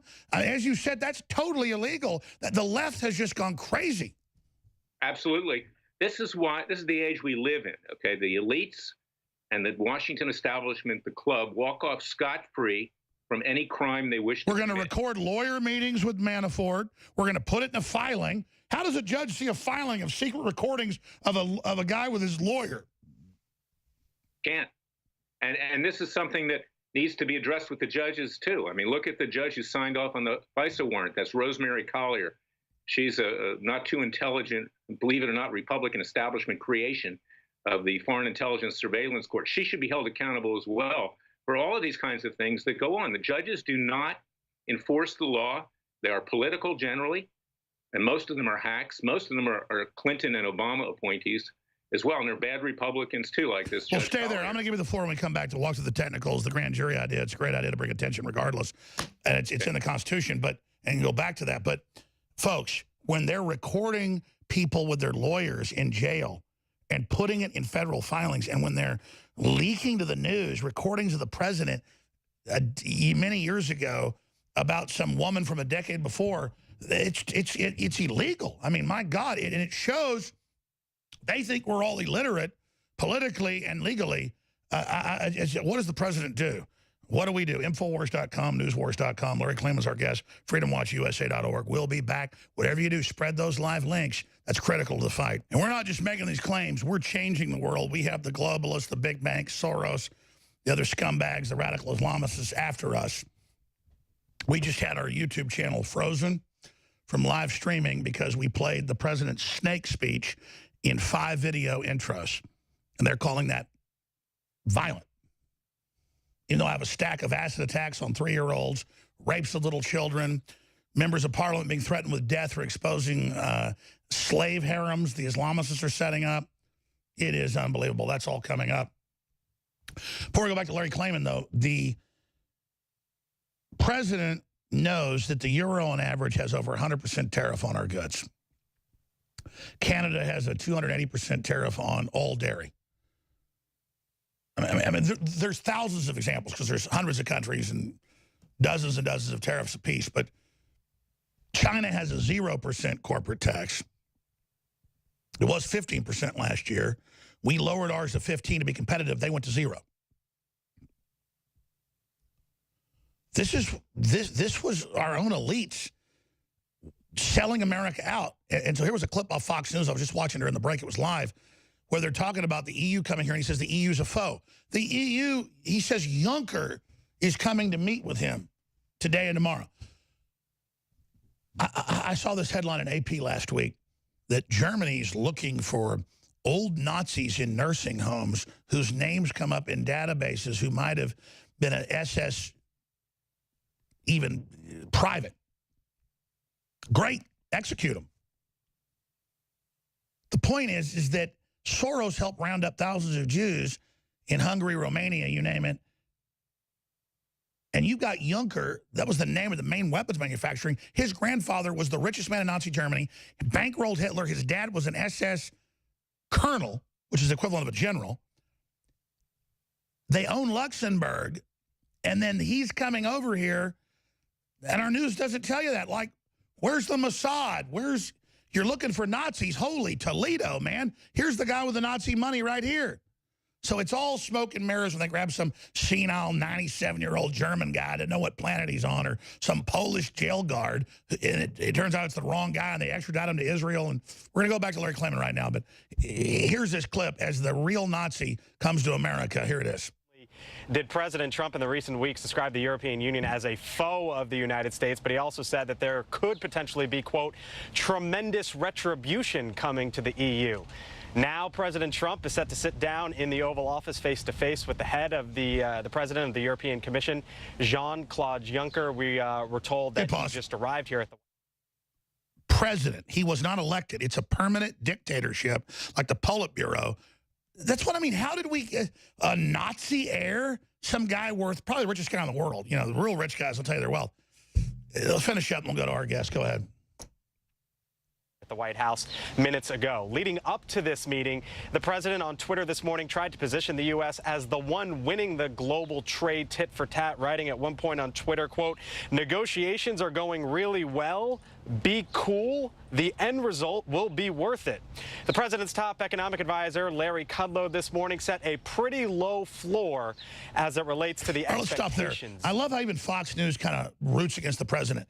No wonder the economy's coming back when we've been given one-sided screw-over deals. Well, Larry Klayman, we're going to get into your citizen grand jury. I want to talk to you. We're talking off-air about us sponsoring it or trying to do it somewhere, because I think this is really important just for the optics to have a real people call and see what the average public as a focus group thinks. I get your legal facts of where it is in law, but just separately overall, a year and a half in of Trump, I mean, has he not over-delivered? Shouldn't America just be throwing rose petals at his feet? But instead, it's just like, oh, how dare you bring the economy back and not let us get effed over. It's very saddening, actually. It is. I mean, he's done a great job, you know, and I like Ronald Reagan. I'm sure you did too, yes. Alex. But I think President Trump's going to prove to be an even greater president. He's the president of our times, and he's the only one who tells it like it is, like you and me. Talks about corrupt judges, talks about radical Islamic forces that are trying to destroy us, talks about illegal immigrants that are committing crime. No other president would ever take these issues on. And of course, we remember the Bush family that basically sometimes collaborated in these things. So for a Republican to come forward like this and to really represent the American people, this is special. And that's why we need to protect him legally and ethically. And that's what we're doing at Freedom Watch. That's what you're doing. Exactly. Freedom Watch USA, freedomwatchusa.org. So explain for people historically that just joined us, because people tune in every 5 minutes, huge audiences, hundreds of thousands every 5 minutes tune in. Larry Klayman, top constitutional lawyer, founder of Judicial Watch, you name it, freedomwatchusa.org. Describe what a citizens grand jury is, why we want to convene it, what it does. It's what we used to do in the Old West before the Justice Department. You bring in citizens to sit on the grand jury, you present evidence. We've already got enough to indict everybody: Hillary Clinton, Bill Clinton, Robert Mueller, James Comey, the intelligence chiefs under Obama, Brennan, Clapper, Obama himself. We present this evidence to the grand jury. Doesn't even have to be probable cause in a true sense. The jury can basically indict a ham sandwich, but we're going to do this correctly, and we're going to do it with firm evidence. We're going to have witnesses, and we're going to get indictments. Then we start a trial, and we choose a jury for that, also from neutral voter rolls. And we have a retired judge or someone who is independent, who has knowledge of the law, oversee that. We will seek convictions. Like I said, we'll call witnesses. And then when parties are convicted, such as Hillary Clinton, finally, for the email scandal, for Fusion GPS, for the Steele dossier, you name it. Benghazi. Then we sentence Benghazi. We sentence. And we then seek to have those sentences enforced. We can try to go to a U.S. Marshal or the courts, but if they won't do it, then we have the right as citizens to enforce those convictions ourselves. Sure, but the media always has a debate about where this is or what its enforcement power is. Regardless, if they're advocating their responsibility, everybody wants this, it's the truth. This is a way to have a focal point to bring the facts out. That's where I totally agree. But in history, explain to people, Magna Carta, you name it, as a constitutional lawyer, this is where this all came from. Absolutely. But let's go back to the days before 1776. You had King George III take our criminal justice system back to the court of King James. And we had no justice system. So that was what sparked... And that's in the Declaration of Independence, is that you took our citizen juries away. Right. And what did we do? I mean, we had founding fathers. They were kind of like, you know, in a cartoon way, the Justice League. They said, hey, these laws don't apply to us. We're going to follow laws of mankind, laws of God, and we're going to bring about justice. And that's what the Declaration of Independence was about. That's what we fought the war for. Now, we can do it peacefully and legally, but we have the absolute right to do it ourselves, and we cannot depend on the government to do it. We've got a corrupt Justice Department run by a zero Attorney General Jeff Sessions and a corrupt Deputy Attorney General Rod Rosenstein. We've got a Congress that just does pony shows, dog and pony shows. Well, I can tell you, just the spectacle of a real citizen grand jury and then a trial would be just showing the evidence as a presentation. I understand under law and common law it's legitimate, but I'm saying regardless of the debate, just from the point of fact, it's very valuable. It is, and that's why, Alex, if you can play a role in this, it's your decision. I'd like to do it in conjunction with InfoWars because you speak the truth, okay? You're not afraid. I'm not afraid. You and I say things you can't say on Fox News. I mean, we're talking to the people. The people know that something's rotten in Denmark, in this case, the United States. And to be able to showcase that publicly to the country and to the world will show us that we have a real justice system that metes out equal justice. So I hope people will go to freedomwatchusa.org, contribute to our cause, sign up. You should see the comments on our petition. People are at the point beyond frustration. No, I agree, and so is the military, the police, everybody. America's ready, and a lot of this, I'm not saying Trump's not doing enough, but let's talk about what Trump should do as well, just in this moment with Mueller, and just, I mean, Mike, it's insane how he's delivering uranium on tarmac secretly, and then saying, and he's interviewed like 30 people I know of, asking about me and Russians. I mean, it's just, dude, you're the one on tarmacs giving them uranium, you piece of crap. Next hour, I'm going to open the phones up to cover any topic or issue you want, and a bunch of issues and things I haven't gotten to yet. Larry Klayman's our guest, and, you know, I don't say any one thing we do is a silver bullet to evil, but I think resistance is the silver bullet and taking action. And just from a court TV perspective, putting on the evidence of the crimes of the globalists and the crimes of the deep state and the things that they've engaged in is what needs to be done. And, you know, there are so many men I know who think they get ahead because they go along with the system and just try to figure out how to make as much money as possible. But then their kids commit suicide or they end up alone. They're just so damn unhappy. And the people I know that are the most happy and involved are those that are engaged, who are changing the world. And, you know, Larry Klayman, he gets demonized and lied about and attacked a lot because he helped launch the impeachment of Bill Clinton. He helped expose the NSA. I mean, I can look at 100 victories we've had, and Larry Klayman was involved in like 30 of them. And so that's why there's a big hit out on him and a demonization. So do I think citizen grand jury is going to save the world? No. Do I think there are a lot of people that think it's a magic bullet and they're out there, you know, doing all their own quacky stuff from their own, you know, cabins, saying that's the citizen grand jury? No.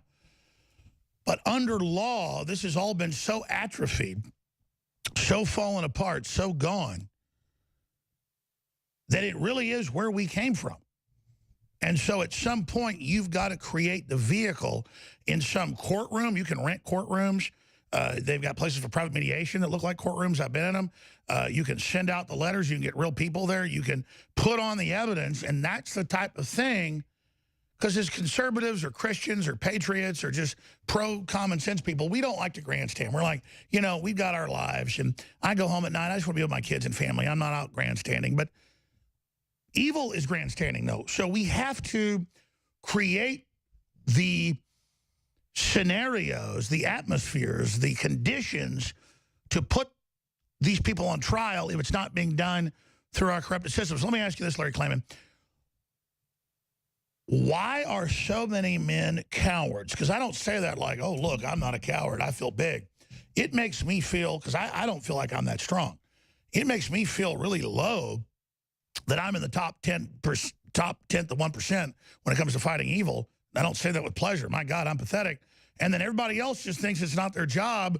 And then it's like, oh, citizen grand jury, oh, you'll never fix it. Oh, well, then roll over to communist China. Hell, put your kids on heroin, jump off a cliff. I mean, if there's no standing up, if there's no getting involved, why are we even alive here, Larry? Yeah, you're absolutely right, Alex. I think most people, particularly lawyers, okay, they want to enrich themselves. They don't want controversy. They don't want to stick their neck out. They're by nature, not in the political sense, but in a sense of how they lead their life, very, very conservative. I reached a point of frustration many, many years ago, 25 years ago, and I said, I can't take it anymore. I see the corruption in the legal system. I see money influencing what's going on in government in Washington, D.C., and I've got to do something about it. And it built. And this is the culmination of it, because 25 years ago, it was child's play compared to today in terms of the rank corruption in our federal system. And we have to take these people out legally. Otherwise, the alternative is civil war and revolution. And we don't want to see that. So we need to use our... And by the way, we see the communists and the socialists, the Cortezes and the Sanders going in that direction. I mean, they're going in that direction. We better do something. Absolutely. And we don't have any more time. Mueller is waiting to either indict the president or issue impeachment. I was about to ask you, as a top constitutional lawyer, and you know, Dershowitz has talked about this too. Well, what do you think they're really planning? Because clearly they've got the president in the crosshairs. They're out there to destroy the president, whether or not he's indicted or whether or not he's impeached. But the report that Mueller's going to be issuing very shortly, and that's why we're cranking up these citizens' grand juries, because he's number one, along with the Clintons, of who we're going to indict, convict, sentence, and then seek to arrest peacefully and legally.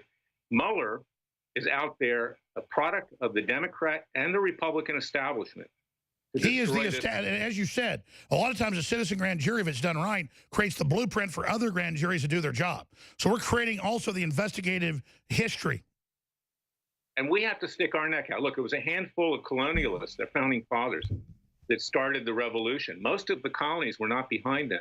We're going to create, Alex, you and I, a groundswell here to bring in millions of Americans to support our cause. And whether or not we actually can arrest anyone, when they see that the American people are against them and are at their gates, literally, demanding that they turn themselves in, then they're going to have to leave. It will be in their best interest to leave. And that's what we're out to do, is to create... I agree. We've got to create the excitement, the focal point. But I interrupt you. I apologize. We'll hold you in the next hour if you can do it. Tell me then, getting into Mueller, because obviously he's so evil. Comey, Clinton, I mean, these are just the uranium one. Everything they say Trump did, they've done. And then as you said, they are moving against the president. They're taking action. They are, and they're serious. And we can see with regard to the comments about Russia, which even Fox News was trashing Trump last week, you see that these Republican establishment types are equally against Trump and equally... Well, they're cowards. They're going along with the bandwagon.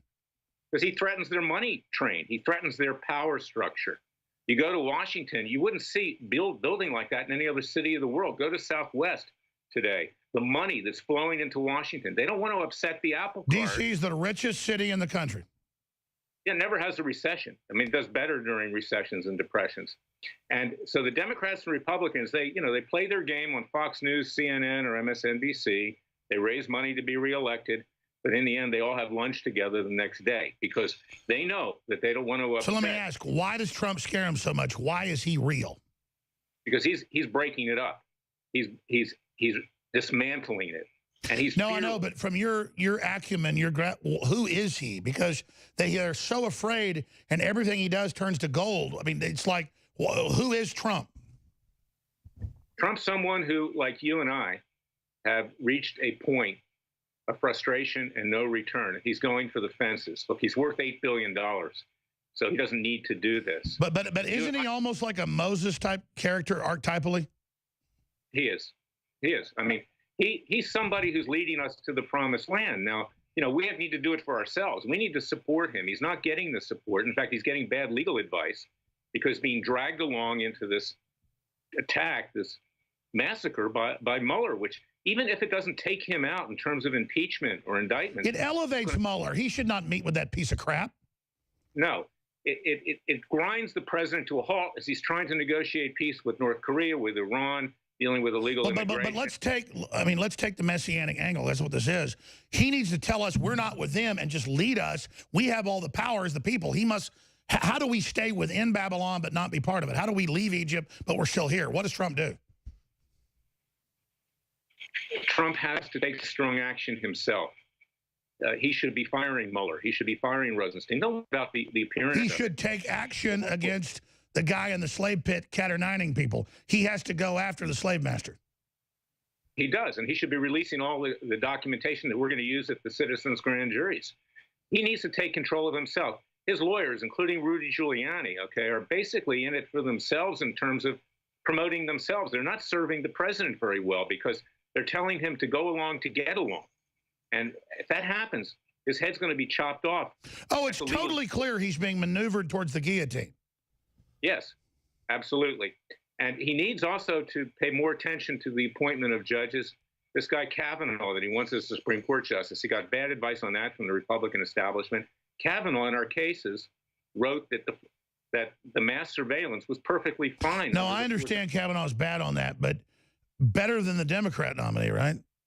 Well, definitely. But what I would like to see the president do is withdraw that nomination and put somebody in there that will support our privacy rights, because it's this mass surveillance. Well, who would you nominate then? You're a smart guy. Well, I think Judge Hardiman would have been better, or anybody else who believes in the Fourth Amendment. But notice when he gives them what they want, they attack even stronger. That's right. And because they understand that they have lost their power in Washington, D.C., as long as the president is in control. And I think, look, I'm a registered Republican, Alex, I mean, a true Republican. I ran for the U.S. Senate in Florida back in 2003, 2004 as a true Republican. But this Republican Party has become corrupt. I mean, there are a few good people on Capitol Hill, but no one listens to them. No, you're right. Stay there. We got to go to break. Larry Klayman is our guest. Folks, I didn't even plug this hour. We've got the new Ultimate Fish Oil in. If you don't know what fish oil does, it's a 2-month supply at the price of 1 month supply. It's got the whole process that removes the mercury down to non-detectable levels. You'd have to get hundreds of times this amount of, mercury just to get any of the good fish oil response. Honor Roll is for your kids. It's amazing for the brain. Ultimate Krill Oil, InfoWarsLife.com, InfoWarsStore.com. We have all the great T-shirts, books, videos. Without you, Soros and the Globals will shut us down. Please commit again today to support InfoWars and get great products. InfoWarsStore.com, InfoWarsLife.com. Hour number 3, straight ahead with Larry Klayman. Live from Central Texas, broadcasting worldwide. If you've studied history, you know history's happening right now. Larry Klayman's our guest. We'll have him back up very soon. We're developing some plan for a citizen grand jury, at least to do it legally and lawfully, to focal point on the crimes that have been committed. It'll only do good. But we have a leadership with Trump and somebody who's pragmatic, pro-free market, isn't out to get the country. That alone has turned the country around. And that's the globalist biggest problem, is things are turning around. But then you've got the traitor class, the elitist class, that have been groomed because they're sellouts in both political parties who know their end is close. So they're throwing everything they've got at us right now. In ways, it's waking people up faster. But I don't want to be too overconfident and think that we're going to win this thing. We need to talk about what we do to win it. But just the epicness of history, how the communist Chinese are literally involved in everything. Russia, in my experience, has almost no influence. I'm not a Russophile, never been there. I just study the facts.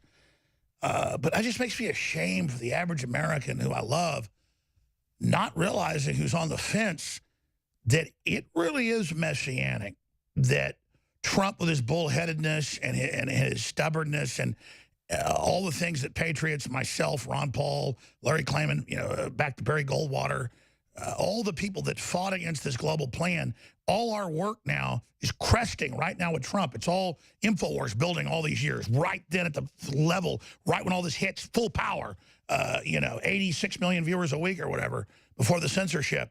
I mean, you look at it and you sit back, this is God's plan. I mean, if you didn't believe in God before, this will make you believe in God.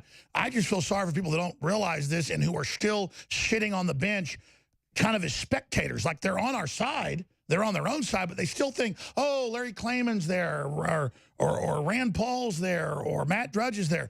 I don't think they get Larry. No, they've got to get in the fight. Then they say, well, what do we do? Well, Alex, you're right. And I was saying before the election, you probably were too. I said, this thing's over, but for the grace of God. I don't see how God could allow Hillary Clinton to become president. He doesn't want to take this country down. So I believe that God had a big role to play. In fact, a major role in Trump's victory. I knew in my gut Trump was going to win. I mean, because there's still people that love God in this country.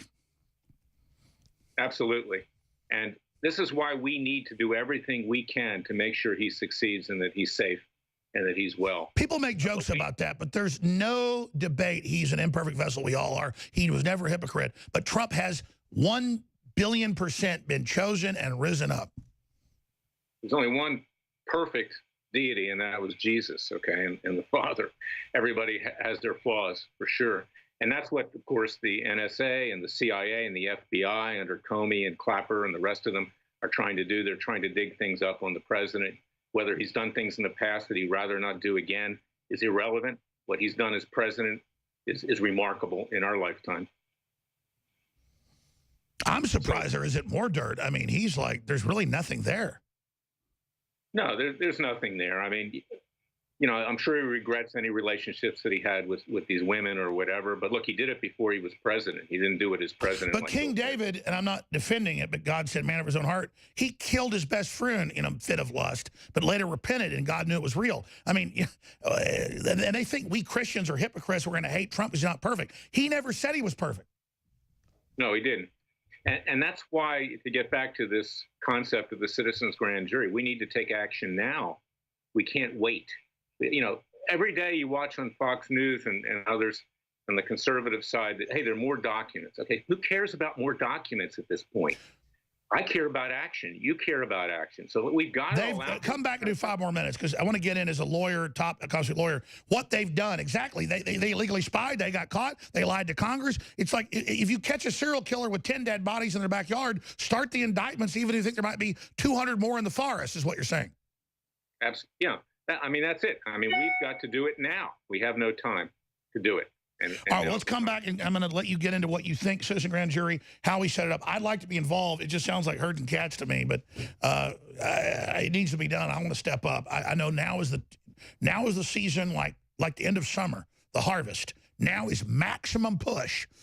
This is the time of change. This is the crossroads. Maximum push now, and the future will be determined by our actions. Constitutional lawyer, founder of Judicial Watch, Larry Klayman is our guest. He heads up freedomwatchusa.org.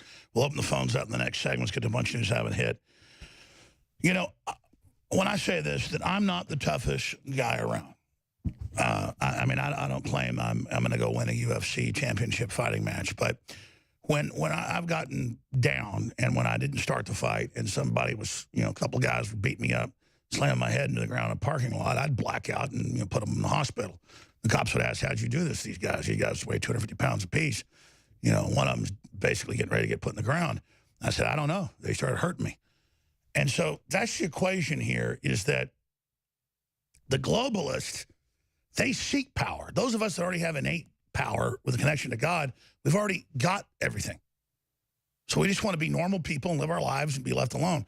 Evil doesn't have it, so they're looking for it. The devil goes about roaring, seeing who he can devour. And it's so cut and dry with all these Hollywood directors and Hollywood producers being pedophiles and just all of it. It's everything I was told by all these old FBI agents and major generals and lieutenant generals when I was growing up. And I thought everybody was being exposed to all this. I thought everybody knew about this. But no, obviously people didn't know. And see, that's the problem. That's the point we've reached. So they're making their move on Trump because they had all these one-sided deals to bankrupt America so they could dictate the terms of our surrender. But Larry Klayman, who's defeated the NSA in court, nobody else has, and helped get, you know, the beginnings of the impeachment against you know, it's funny, the most successful people never get celebrated in the media. They're the loser. See, when you have the #1 show, you're the loser. When you've had the success in court, you're the loser. Larry Klayman, you search his name, you know, it's just, that's the sign of success. So in the closing 8 minutes we have, Larry, I want to shut up and give you the floor. Citizen grand jury, you're trying to convene it either in Texas, Florida, or wherever. I might be able to work with you. We'll see about the funding and the issues and the hoops we go through, but it's definitely a winning scenario.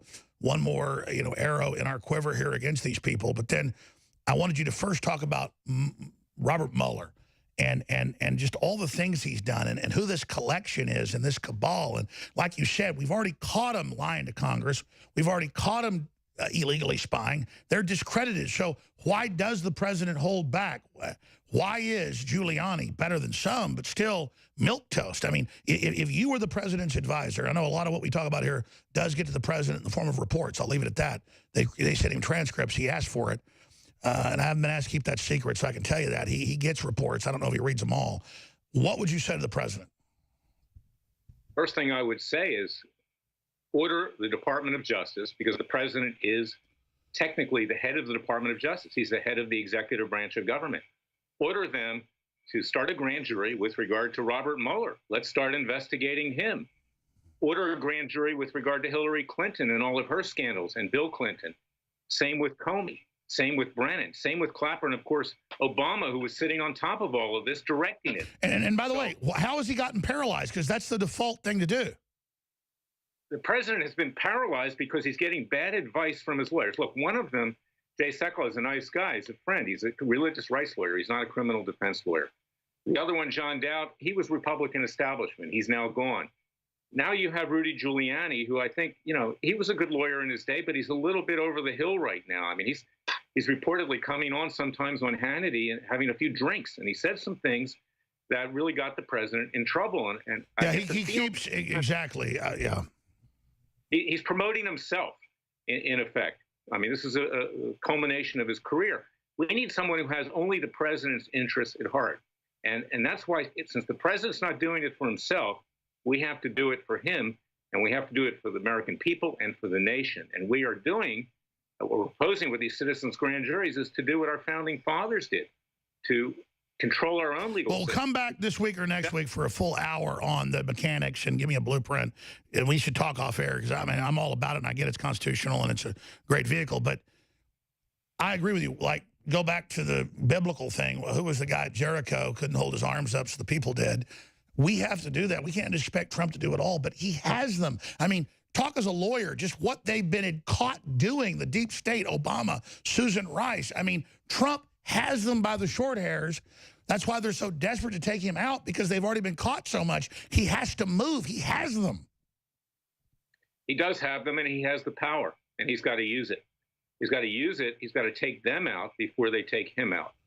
But since he's not doing that, we, the American people, have to rise up in his defense. And that's what we're doing, you and I and others, patriots. And you're right.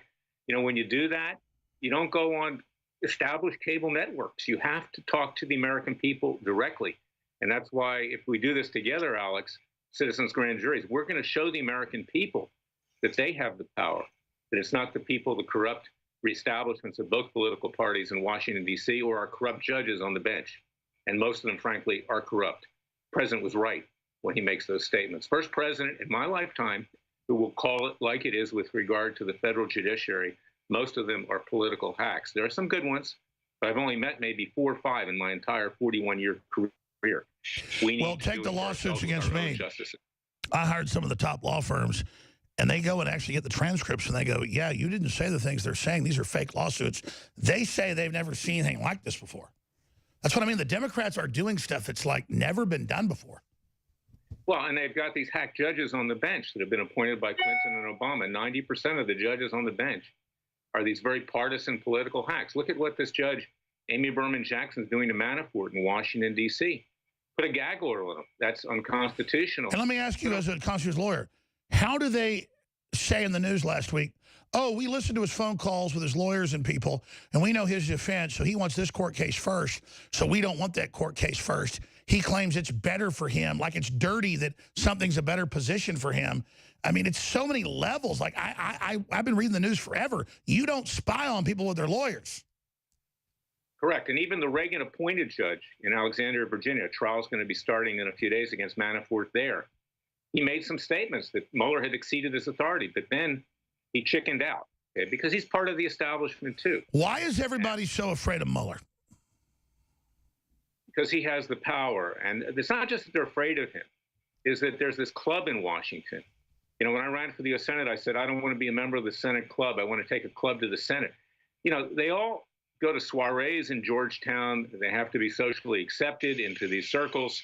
You can see Alan Dershowitz. So they're all runaway trains empowering each other and pissing in America's face. Yeah, they could care less about the president or the country. What they care about is enriching themselves. And then the love they show for each other is reflected narcissistic worship on how they're all in a cabal.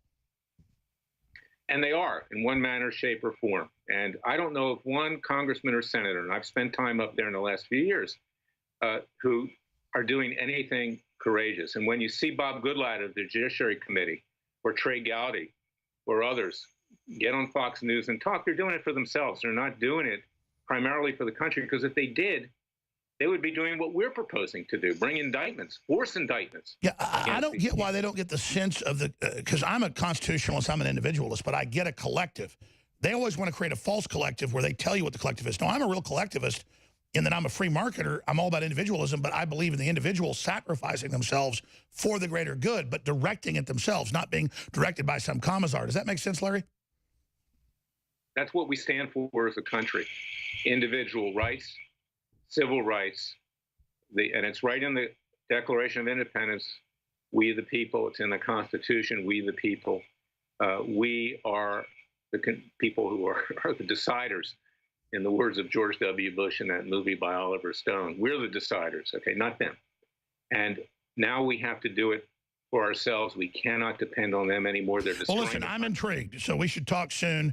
Let's talk today off air about trying to launch this. Larry Klayman, freedomwatchusa.org. Thank you so much.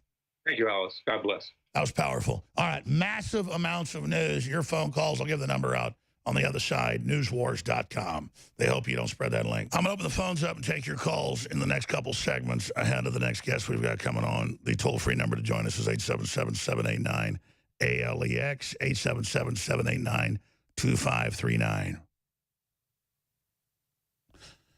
877-789-2539. We'll be taking your phone calls on all the things that are happening. I'm not in some, I want to make this totally clear. I'm not in some sycophantic cult because the golden toad, you know, has told me the great job I'm doing. I know the energy of the globalists and their whole system is against Trump. I know that immediately he's doing all the things I would do. And I know he's under 50 times the attack I'm under. And most people I know cannot handle the attacks I'm under. And I'm not acting like I'm Billy Badass here, because I realize the mission I'm following, and so I can hack it. Trump is one tough hombre. At 72 years old. I mean, that's one hell of a man right there. And compared to all these sellouts and all these traitors, I admire that. So I want to aspire, when I've run my course, to be able to kind of measure up with that. And everybody else just thinks you're going to measure up being a traitor. Like, oh, I sold out real good. I screwed everybody over, man. I'm really powerful. You're not anything selling out to this system. The system has money machines that could put $1 billion in your bank account tomorrow. And you look at Bezos, and you look at Zuckerberg, and you look at Cook, and you look at all of these people, and it turns out that money's not even theirs. You really think Bill Gates runs jack diddly squat? They're front men. You think Soros is his own man? He's nothing but a deep state tentacle. So, make no mistake, this is history happening right now. And I've said this so many times, I want to say it again. During the break, I went back there, got a glass of water, went in the bathroom to shake off the lily. And it just hit me like, Alex, stop worrying about saving this planet. Stop worrying about even beating these people. You're going to beat them. But the big thing is getting your soul lined up with God. God loves you. You're good. You're trying to be good. People call it God-fearing. It just means being lined up with God, like feeling good. God's like, you're good. You feel good. You've got strength. You've got courage. Here, whatever level of strength you need, it's there. It's already there. And it's just that understanding that, but I'm scared for everybody else. They don't know how good God is. They don't know it's all waiting for them.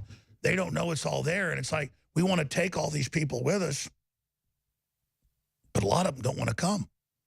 And that's okay. We're not like globalists that brainwash kids at birth and try to induct them into ours. No. It's your choice.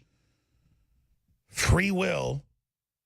Even though many of you are predestined, you still have the free will. You're predestined. You've got the birthright. You've got the inheritance. You can go cash the check. You were given the check. It's got the signature on it, spiritually written, emblazoned in gold. But you have to take the check, and you have to deposit it, and then you have to experience depositing the check, what happens when you do. I mean, you don't think in the whole universe with all these dimensions above us and below us and all the secrets of everything, you just think you're just given that? No. And everybody knows this in every culture, but I'm just restating, You're tested here at this level with little tinker toys and blocks and everything else to see who you are. And then you're going to be tested again and again and again and again and again and again and again until there's no testing anymore because you merge with the purity of the Creator forever. And then there's no more questions. There's no more, because you are total 12th dimension, completely aware, all space-time, all continuums, all connections, everything. And then the only directive is continue free will. Continue the experiment, continue life, continue the expansion, continue this experiment. But there are people that have gotten a glimpse of this and they go, oh, we can't let everybody else have it. We've got to have it. Trillions of photographed galaxies. It was hundreds of billions 20 years ago. It's trillions. And you got control freaks worried about dominating this planet or teaching your 5-year-old how to give blowjobs. Like, those people think they're going to go to the next level because they want to corrupt children. They're just like a poison designed to dampen down. People say, well, God's a sadist then. Why would... No. God loves us, but took the risk to give people free will. And you can't sit there and just say, I'm going to create robots. Robots are boring. But men and women, with the whole potential of the universe before them, they've got their problems. And, you know, a lot of the children die. A lot of the children are thrown into the flames because they chose to go that direction. If you read the Rime of the Ancient Mariner, you see the albatross flying around the boat, weeks out there with no water, because there's water everywhere, but not a drop to drink. I'm going to go to your phone calls here in about a minute. But I was thinking about the products we sell at InfoWarsStore.com. They're T-shirts that you might meet your best friend, your new wife, your new husband, or you might get stabbed or killed. I mean, they're powerful. Like, we sell T-shirts that might get your lunch bought for you or might get you killed.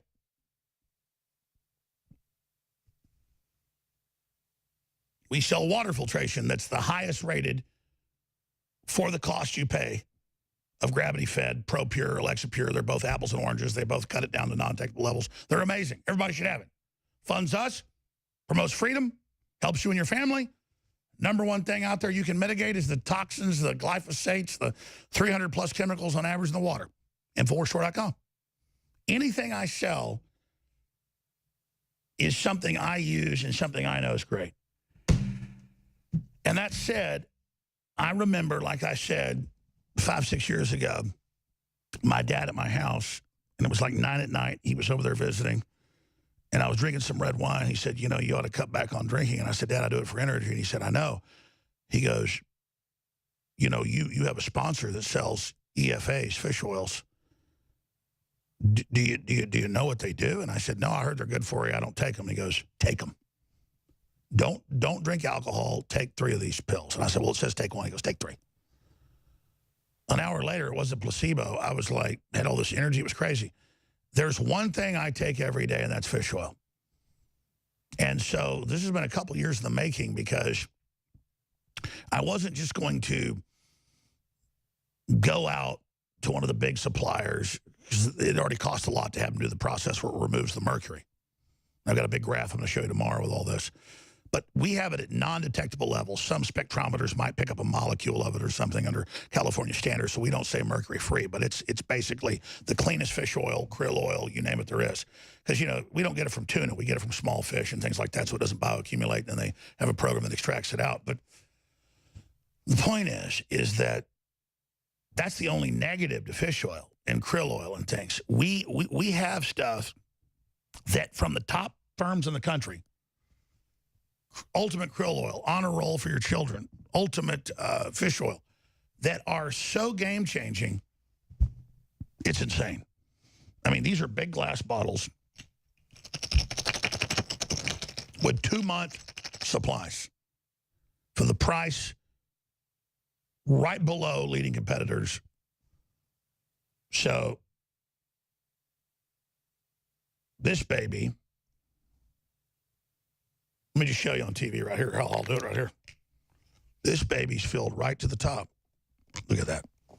I mean, that's as strong as it gets, by the way, too. Look at those horse pills. That right there is liquid fuel for the brain, your heart, your whole body. That is magic right there. Look at those babies. You know anybody else got them that's orange like that? It took us years because I said, I want the cleanest, strongest there is. Because I want to give you what I'm going to take. My children don't like the horse pills, so they're not going to be taking these.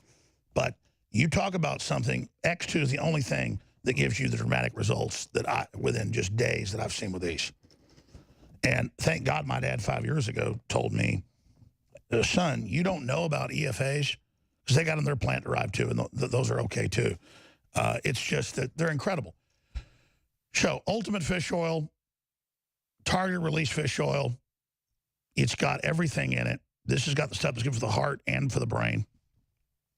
Krill oil is a different formulation, but similar. It's excellent as well.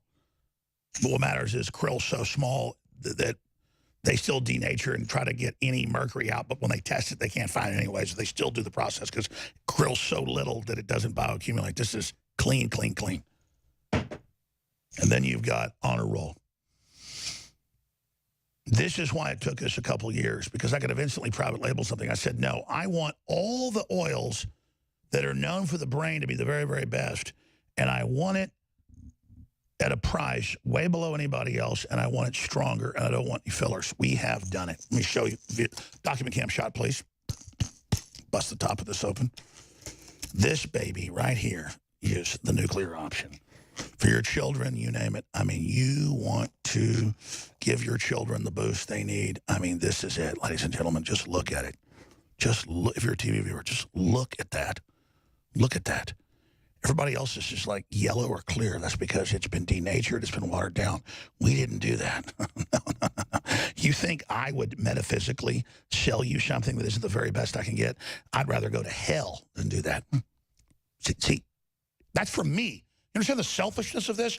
I will only give you the maximum best info, the maximum truth, the maximum product, because I want that goodwill. What I do to you, I do to myself. Don't you get the big secret? You ever seen fish oil look like that? No, you never seen that, have you? Because they told us at the factory a year ago when we signed the contract, it took that long, they said, to take it to this concentration, we're going to have major investments. I've signed multi-year contracts for tens of millions of dollars when the contracts are paid out to bring you this. To our knowledge, no one has produced a product at this level. Why wouldn't I? If I sold cars, I'd want it to be the best. America used to make things that lasted for 50 years. Then they created planned obsolescence where it breaks right away. No, I'd rather buy a light bulb for 5 times more that lasts 50 years. But by the way, this isn't like a light bulb. This goes right in your brain. So my children now, I was already taking the top-rated one out there. This is way better. And now my children are taking this. And this little jewel right here is solid, liquid consciousness. Look it up. Find out how even the FDA and the government admits fish oil is incredible. But again, the average fish oil out there is filled with toxins of the sea. And the average company is cold-blooded, and they don't even purify it. We have. So, this right here is what's in the children's. Look at that huge bottle on a roll. And the things it does to mood, energy, it's unbelievable. This is the stuff the brain is made of. And only sea creatures have it at these levels. Plants have some of it, but not the full spectrum. And Honor Roll has the full spectrum. We're going to go to break. I'm going to take calls, even have to take over next hour. until I've gotten to all your calls. But it's a win-win. You fund us in the face of the enemies that want to shut down your free speech. My God, I'm on every channel in the country every day. Destroy me, kill me, shut me down. Why?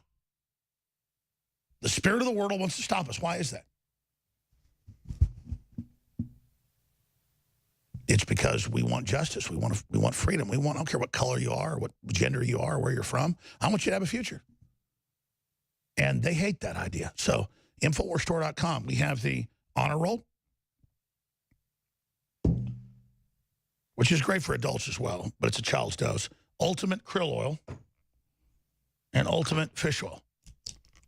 And it's all wild harvested. Oh, that's a whole other thing about this. This is from the fjords of Northern Europe, Denmark, you name it. I mean, this is the, I said, I want what is the best. And they said, well, no one's even selling stuff this quality except under prescription to medical firms because the big companies are moving in. I said, I don't care. I mean, this thing is heavy. InfoWarsStore.com. The number one thing anybody can do for themselves is get X2, get the good iodine, and take good fish oil or krill oil.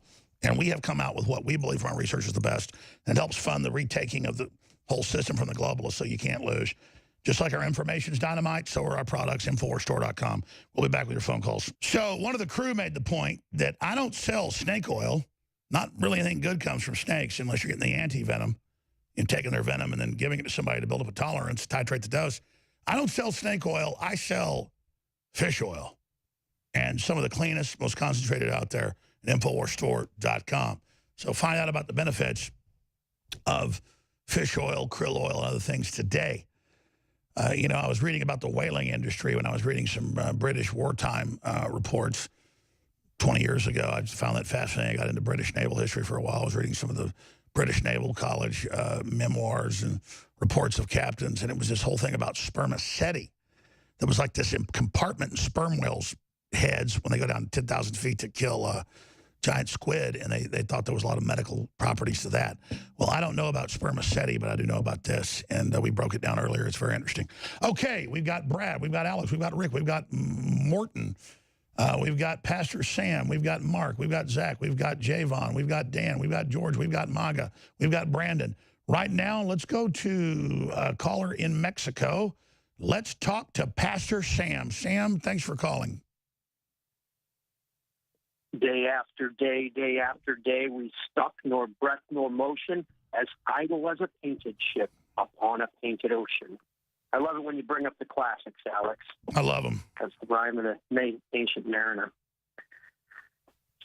I'm curious what's going to happen here with the Federal Reserve. This is affecting the whole world. I'm really glad the president has put it in the sights. I hope that he strikes some awesome blows there, because it's affecting many nations. I was looking up the exchange rate for Chile just last night, and if you look at this year's exchange rates, there's two downshifts in the Chilean peso, a peso which is really rather strong, and that's the two times that Jerome J. Johnson, Georgetown-educated Fed chairman, raised the interest rates, and their peso went down. Also, the Mexican peso and the Argentinian. Argentina may not survive another Fed rate increase. And we're really driving I mean, let's explain what you're saying. Trump pragmatically is trying to make deals that help everybody. He wants reciprocal trade. And if you even Zero Hedge an article on Monday saying that Trump is taking control of the Federal Reserve, the globalists, this is the most important thing I've said today, so I want everybody to listen carefully. I know everybody already knows this, but I want this to get out there. Everything I say is like already obvious. People go, okay, tell us something we didn't know. Well, your neighbor didn't know, so tell them. That's our biggest problem is I know this, you know this. You may be old, you may be young, you may be black, you may be Hispanic, you may be white. We're all humans. We already are tuned in because we already know what's going on. A lot of you know more than I do. Now, I'm not just say that. It's true. I'm blown away by our listeners when I run into them. They're so smart. The globalists aren't putting on an act that they don't like Trump. They are fundamentally freaking out and doing things that are killing Hollywood, killing the NFL, killing the globalists, killing the fake unions, killing their system because they're dying. So you just know somebody by their enemies. But, yeah, Trump's trying to take control of the Federal Reserve. And he's like, listen, you had 8 years of Obama with no rate increases. You've had 5 rate increases with me. You guys gave the big banks unlimited free money. How about we give the public some? And they go, oh, inflation. He's like, we're not, and I agree with Trump, we're not getting out of this inflation. It may blow up later or whatever. He at least is trying to build some infrastructure, some respect, some jobs, some factories, so that when the devaluation comes, we at least have some type of industry. And so he's taking the best course out of a bunch of bad courses. And I haven't done a whole analysis of that yet, but I tried to fix the country. I tried to cut the spending. It's not going to happen. We have to get the Chi-Coms out of control of the country. We have to get the devil worshippers out of control of the churches, World Council of Churches. We have to get control of our children again. They say, oh, don't tell your kids what to do because they want to run your kids. We have to take control. That's the first thing in this emergency surgery. Then, as Ron Paul said, if he got elected president, it'd take 20 years to fix things. So don't, but then Ron Paul, who I still respect and love, and I really respect his son, still bitches when Trump doesn't do this or that. He can't do everything. And I'm just telling you, that's where I stand, Pastor Sam. Yes, yes, yes. And it's a global game of risk. There are all these nations that have resources, that have militaries, that have populations, 44 million in our who are just people. The left's always trying to destabilize things to take control. It's hard to keep a country stabilized. And that's the thing, is civilization is like somebody in a cartoon balancing 100 plates and dishes. I appreciate your call. But see, they want that crisis to be the managers to take control. They don't want to build that big system going forward and turn you loose. So you made a great point there. God. I'll tell you a secret for people I know that know Trump and researching. He's extremely OCD. He's basically autistic. And he doesn't like not seeing people prosperous. He doesn't get off on seeing poor people. He doesn't like poverty. Trump is a romantic. I mean, they say Trump's crazy. He is completely crazy. And that he just is so positive. And that's why anybody that's actually been around Trump picks that up and gets it. And so I guess he is crazy. Because, you know, in a world of psychos and control freaks and folks that want to screw people over and think if I'm going to win, you got to lose, to run into somebody like Trump that just wants to totally build the pie and expand everything, he's nuts. It's true. And that crazy person is kicking all of your asses right now.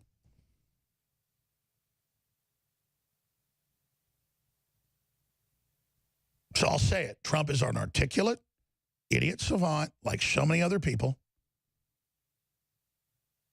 And he's just the crest of what you already see, human resistance at a spiritual level. Men and women are manifesting all over the world saying, we want a human future.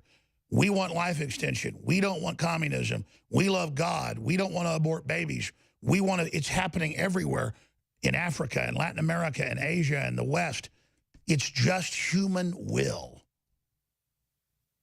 And Trump is just receiving all of that.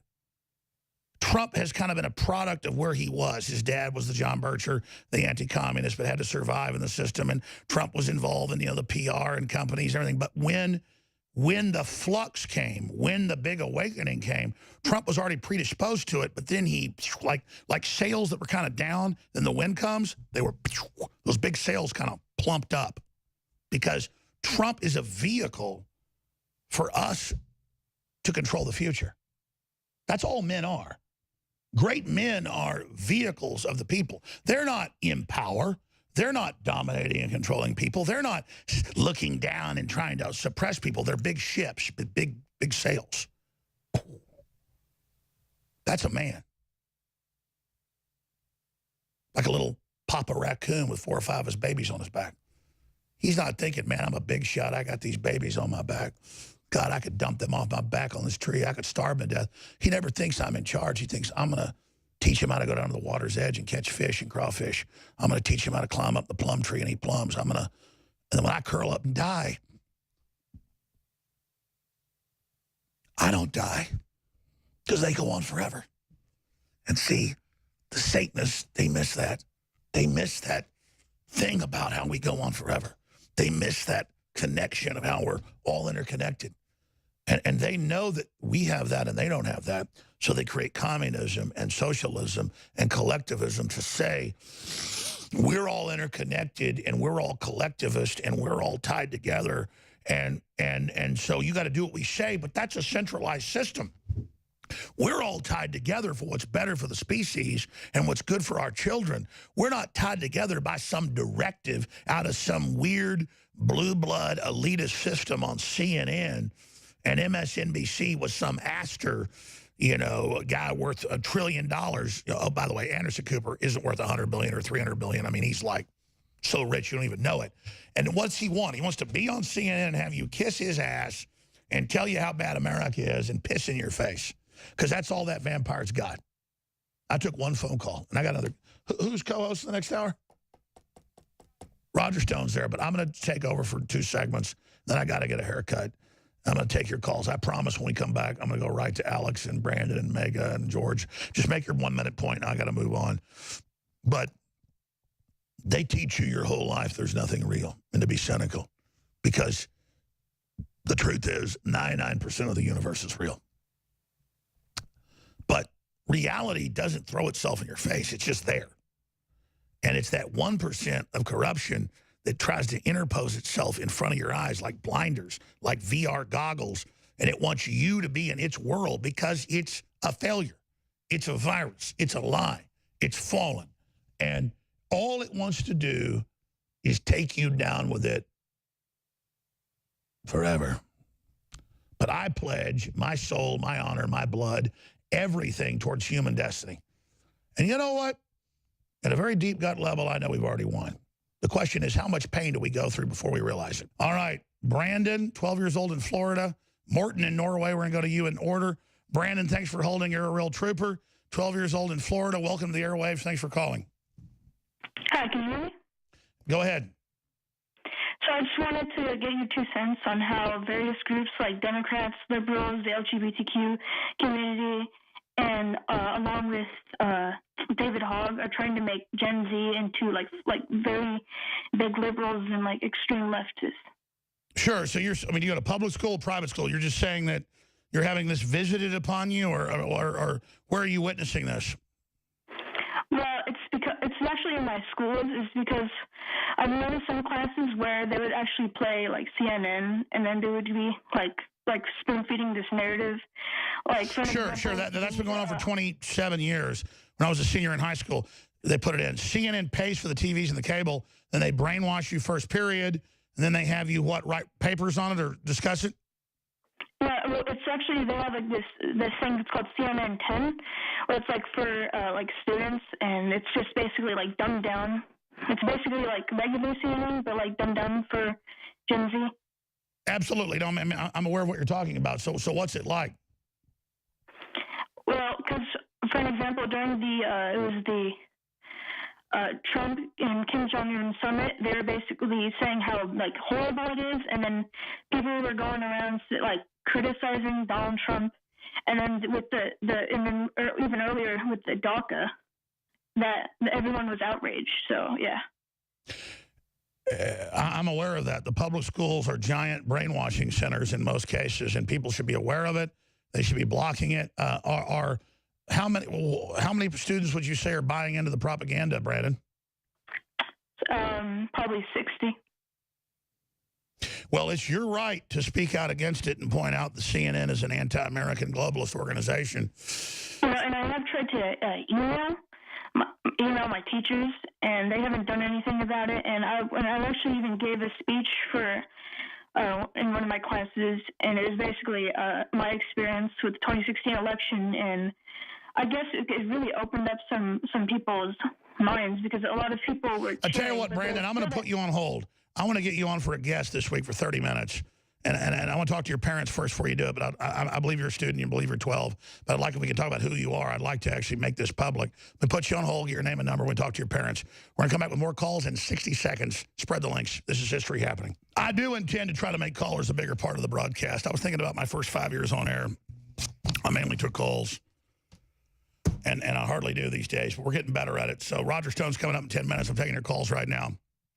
What an amazing call from a 12-year-old in Florida. If you just joined us, talking about how they're being brainwashed by anti-American, anti-Trump, anti-gun, cisgender BS. And they go, oh, my God, you're against a tranny or whatever. I'm a libertarian. I don't care if it's heterosexual, homosexual, whatever it is. Don't teach kids. Good Lord, God almighty. Amazing. Right now, let's go to Morton in Norway. I didn't even notice they were calling from Norway. Thanks for holding. Morton, you're on the air. Thank you so much for calling in. Hi, Alex. How are you? I'm good, brother. Good to talk to you. Oh, sorry, my dogs. Gotta love those little goodies, those little doggies. Yeah, 3 of them, 3 small ones. Just saying hello, and then I start barking. Yeah, I was calling to hear how you're doing with the warehouse situation in Europe. How am I doing with what in Europe? You've been talking a little about establishing a warehouse in Europe. It's funny you say that. I had meetings with some very prominent people from Europe just 2 days ago on Monday about plans to try to launch something in Europe. And we don't know if we're going to put the InfoWars name on it or whether we're going to have it be something else, but we're trying to make a major venture, and obviously products then will fund our military operations politically. And so we do need to be resupplied via the free market system. And so the first thing we're doing is looking at capitalization for a major retaking, a D-Day invasion of Europe. That sounds good. We need to wake up over here. Brother, we know people are ready, and we understand you're under an electronic Berlin Wall, so we are preparing a limited invasion force, but we are definitely going to be hitting the beaches very soon. Just as a final, I've tried sending you my resume. If you needed any skilled send it to Dan Lyman. Send it to Dan Lyman at EuropeWars.com. I've only got money to hire maybe 15, 20 people. I want to hire 10,000. But send your stuff to Dan Lyman. He heads up the new Europe division. We got a UK division about to fire up like 6 people. And I don't want to get into too much inside baseball because the enemy's watching. But we're doing some big things with some big players that have done some big things in Europe. And I'll just leave it at that. And it actually scares me that they ask me what to do like I'm the general. And I'm like, I'm more like a colonel here. I'm just promoting freedom, but a lot of big things are happening. God bless you, Morton. And that's why I go back to this, folks. We need to be flooded with money. People were flying back from Omaha when I visited my wife's dad, who's been off and on in the hospital, had heart surgery. And they were like, Alex Jones, you're sitting in coach on an airplane. And I'm like, well, first class was sold out. But yeah, same thing on a 3-hour flight, 2-hour flight. I mean, like, I'm not trying to be in the biggest house in the neighborhood and have the biggest helicopter. Okay, that's InfoWars.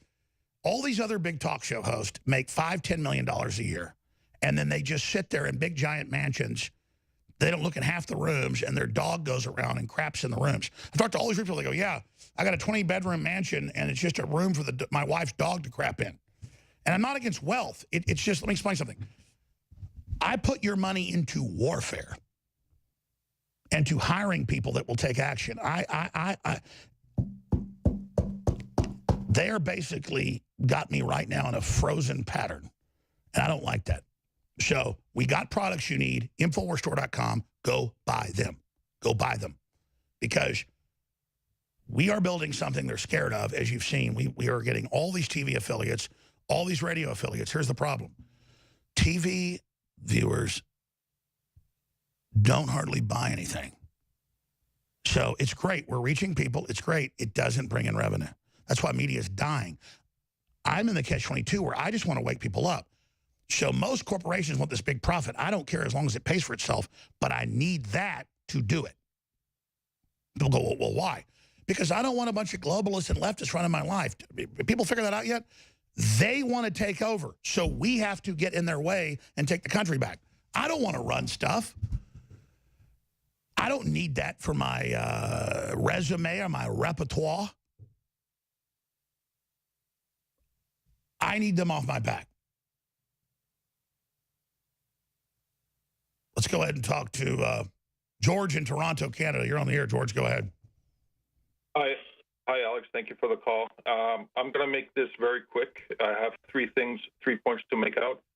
Before I make those points, I wanted to tell you I had a doctor who had given me synthetic thyroid pill, which cost me over $100. And I looked at the bottle. I had the pill in my hand. I didn't take it.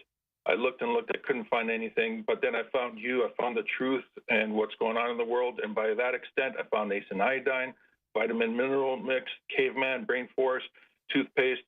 It's a long list. I'm a customer. And I'll stop there. God bless you, sir. And your but more importantly, did you get results from it? Oh, yes, absolutely. The results came, and they came to my body. I am clean in my body. It's fantastic. Well, my dad retired a few years ago. He still got his dental license, but I went to this dentist a few months ago, and he goes, you were here 6 months ago. There's no plaque on your teeth. And I said, well, I floss and I brush 3 times a day. But he goes, yeah, but you were here before. And I said, man, it's iodine. It's this toothpaste. He's like, no, it's... But it turns out 100 years ago, they were putting iodine in toothpaste, not fluoride. See, it's the good halogen. They take that out. They put the bad one in. It's insane. It's insane. Absolutely, absolutely. And here are my 3 points. What I'm suggesting here is for you to be. I've been listening to you for a very long time, and what I'm suggesting is that you try to quantify what you say with metrics that the normal person can actually pin themselves to and become passionate about. For instance, you talk about immigrants, illegal immigration. Well, that costs the taxpayers money. That costs money. It costs well, yeah, the type of immigrants, it doesn't mean all immigrants are bad. The type of immigrants we're taking in on average have on average about a $30,000 a year drag. And then it shows 90%, whether it's Europe or the U.S., never get out of it because it's designed to create a false client state. You bring in immigrants and make them work and everything, it turns out great. And some of them still do that, but absolutely. We're talking about immigrants who are not economically viable into the country. And the swarm of non-economic viable immigrants will cause taxes to go up. So well, absolutely. They are, the third world is exporting its losers to us. That doesn't mean there aren't some great people coming in. You know, I mean, how we had interns here 3 years ago from Mexico that are here legally, and now they're like running whole shows and doing a great job. I don't care if you're a woman, Hispanic, white, black, you do a great job. I love you. You know, that's like I said, I'll go to your restaurant as long as the food tastes good. But, you know, you're absolutely right, sir. You're right. Question to ask your audience is the quantifiable question is, do you want your taxes to go up? No, then stop illegal immigration. The next point is socialism. Well, socialism, free schools, free housing, free health care, all paid by the government. It's a designed program to bankrupt the country because the big banks are tax exempt offshore. They wouldn't do that if they were under the same rules, and that's what Trump's doing. He's saying, if you want to do all this to America one-sided, we're doing it to you. They're like, oh, God, you're a Nazi. But notice just a little bit, the country's coming back. God bless you. Great point, George. By the way, I asked Drudge here live on air. I didn't call him. I didn't text message him. I said, Drudge, you're the only one, Obi-Wan Kenobi. You're our only hope. Last time YouTube took us down and lied about us, you exposed it, became a national news story.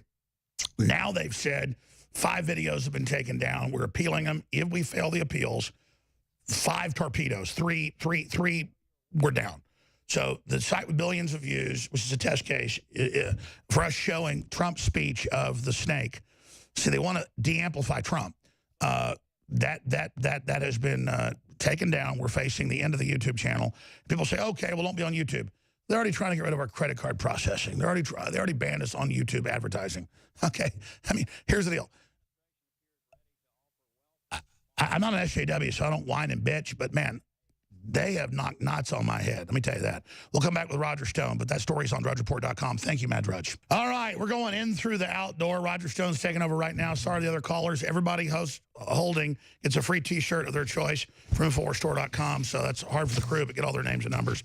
Free T-shirt, InfoWarsStore.com for all those listeners. Roger Stone's taking over right now, and I got to get a haircut, so I'm going to leave right now, but listen to him, obviously riveted. He's got huge breaking news, but he was the wingman for Trump for 40 years off and on when Trump wasn't married. He knows a lot of the Trump secrets. None of it's bad. In fact, he wishes Trump would go public with it, but Trump won't, so we honor all that. But if you realize who Trump is and why they hate him and what he sees he's doing for America and why he's so pig-headed, and how he didn't support Cohen once all this happened. Repeat, Roger, what you said during the break to me about it's beyond idiot savant OCD. It's just who Trump is. He really is who he says, but why he doesn't like NATO or Chi-Coms or big corporations screwing us, where he sees us, and now he's representing us, and why he is such a... I think it's the Scot in him. I mean, he'll kill you over $1. So, but he won't cheat you over $1. He'll just fight you to the death over the debate about the dollar. So there's an extreme morality there, but it's completely whacked out. But it's the perfect thing for this moment. So repeat what you said to me during the break. Look, Donald Trump ran a very, very, very successful real estate enterprise in a cutthroat environment.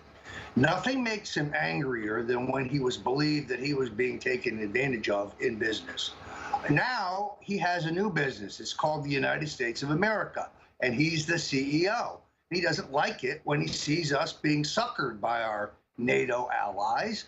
And when he reads in the newspaper, Alex, about pallets of cash being given to the Iranians that aren't in the deal agreement, side payments that are most likely bribes, he bristles on behalf of the American taxpayer. That outrages him because it means we are being ripped off. And I think in the case of Michael Cohen, in all honesty, my sources tell me that Cohen, who was never a political genius or a public relations genius to begin with, now has legal fees of more than $5 million. Mr. Cohen is justifiably extraordinarily surprised that the government has been able to so easily pierce the attorney-client privilege relationship to essentially look at everything he ever did pertaining to legal work for Donald Trump. That is an exceptional event.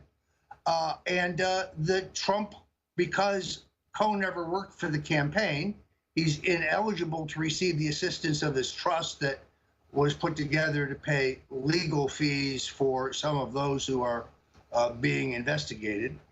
And his direct appeal to the Trump family, including the president, has been met with stony silence. They're not writing any checks to pay his legal bills, and therefore he's gone rogue.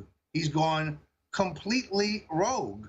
And it's out of anger that he's doing so. Explains why he would team up with Lanny Davis. Now, Lanny Davis is a nice enough fella. I met him in the green room. He has far-out Clinton apologist views. He's a talking head for the deep state Democrat combine. He's most certainly not an experienced criminal lawyer, the kind of lawyer you need if you're Michael Cohen.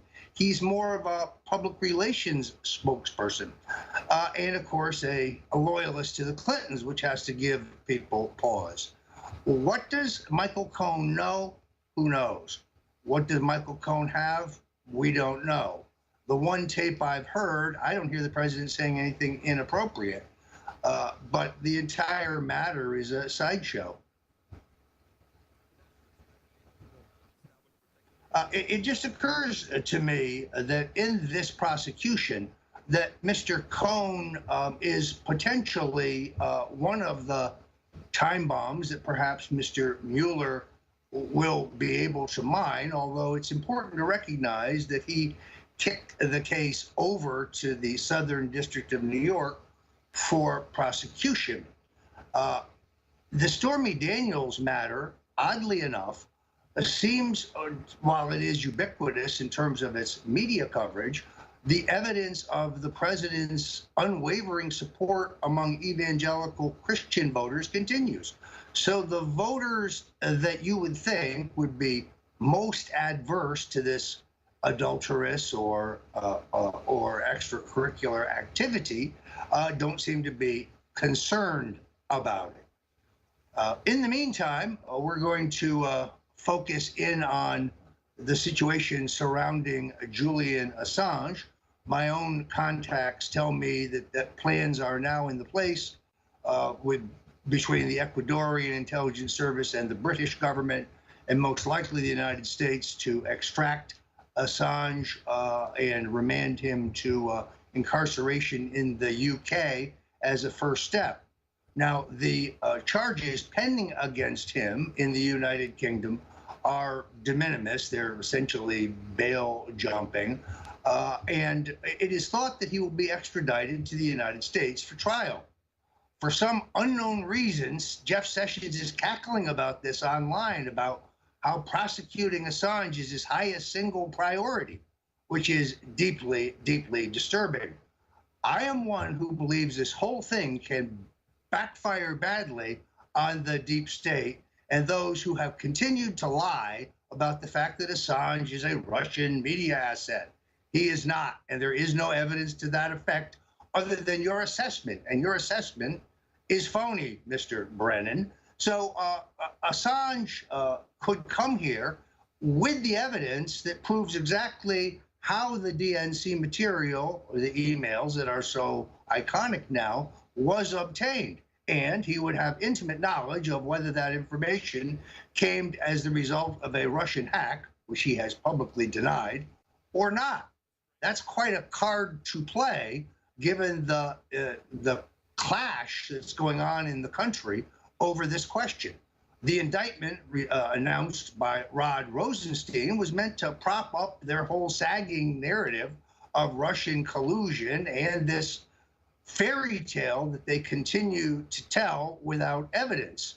I, of course, get tied in because of a benign conversation with Guccifer 2.0 on Twitter direct message, but it happens long after the obtaining, at a minimum, of the DNC documents and the time they're published at WikiLeaks.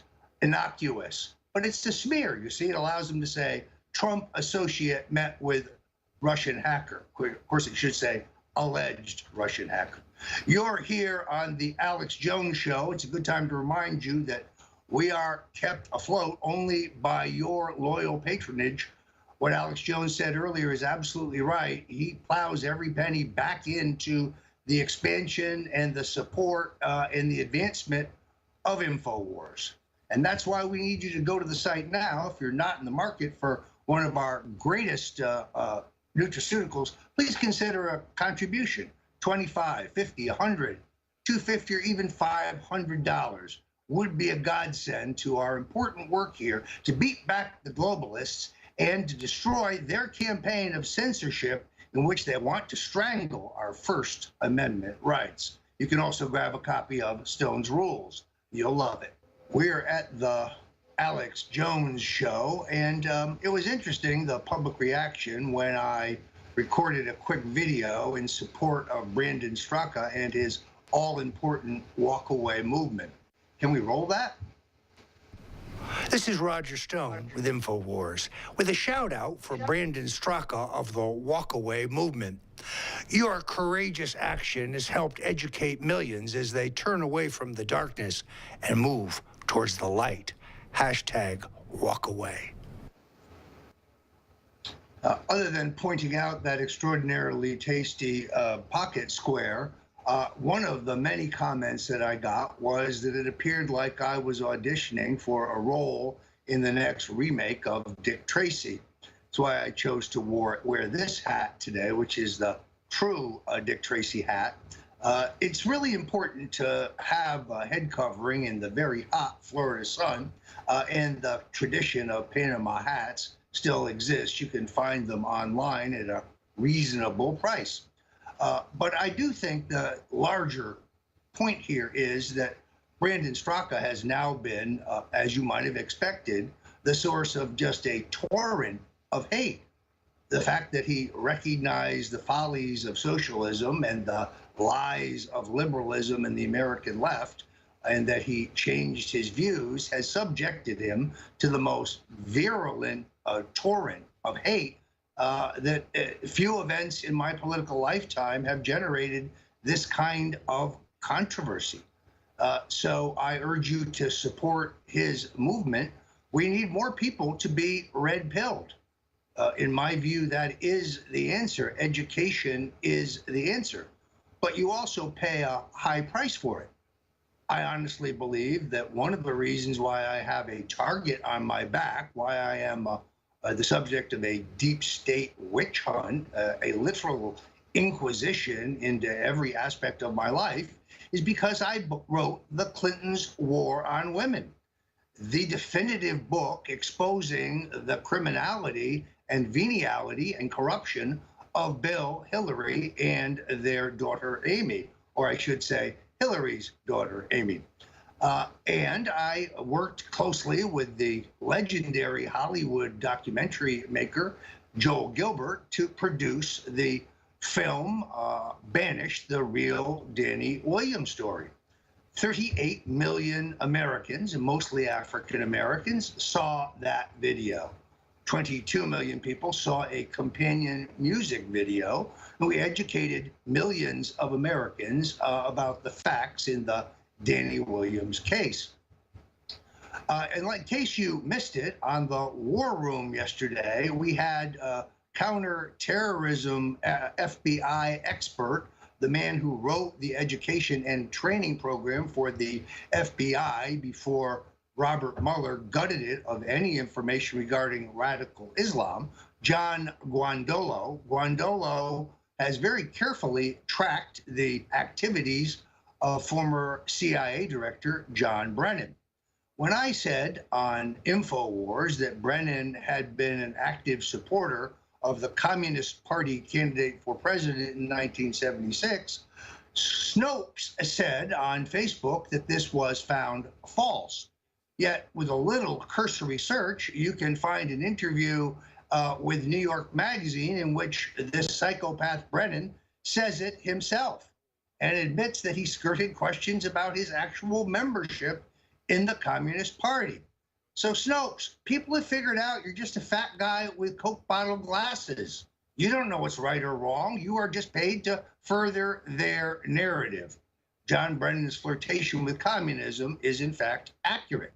But what Guandolo told us yesterday was even more dramatic, and that is that at the highest levels of our intelligence agencies in Saudi, there was the widespread knowledge that not only had Brennan converted to radical Islam, but he essentially taken his oath in the presence of Saudi intelligence, which makes it appear that he was recruited during this time. When he was sworn in as CIA director, he refused to be sworn on a Bible. I think it tells us everything we need to know. Now the mainstream media has completely flipped out because the president wants to strip Clapper and Brennan of their security clearances, calling it retaliation. No, I call what they're doing sedition. Use of classified information for political purposes when they have no authority to use it at all. The sooner the president cuts these criminals off, the better off we are going to be. Kudos to Senator Rand Paul, who every day impresses me more and more as a fighter who will stand up for America.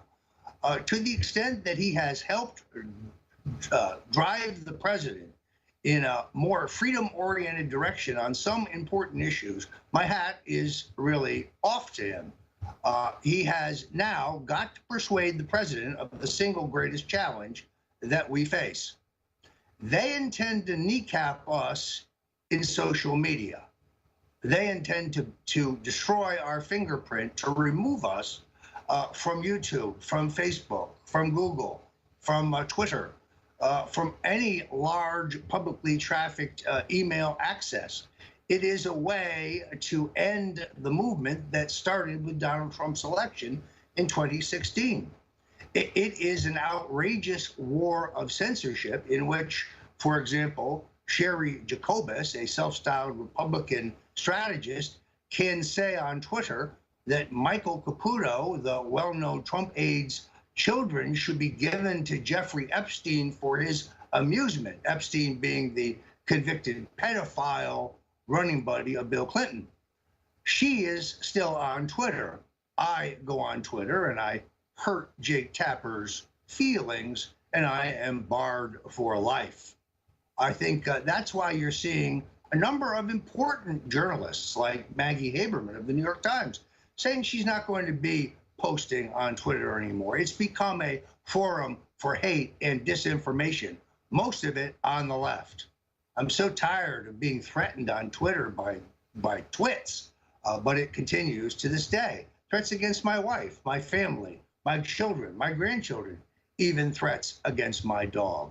So I'm still standing in the crosshairs of a judicial juggernaut as Robert Mueller roots around trying hopelessly to find evidence of Russian collusion, WikiLeaks collaboration, or advanced knowledge of John Podesta's deeply incriminating emails. There is nothing to find. You're on the Alex Jones Show. Please take a moment and head to the Infowars.com store because we need your support as never before. When Alex Jones talks about the war of censorship and the mega expensive harassment lawsuits put together him by these snotty Ivy League law firms, which have no basis in fact or truth, which distort the things that Alex Jones has actually said, have accused him of actions that he never took. Many of them lawsuits that have little chance of ultimate legal success, but are designed to drain InfoWars financially and to generate vicious negative headlines for Alex Jones and InfoWars.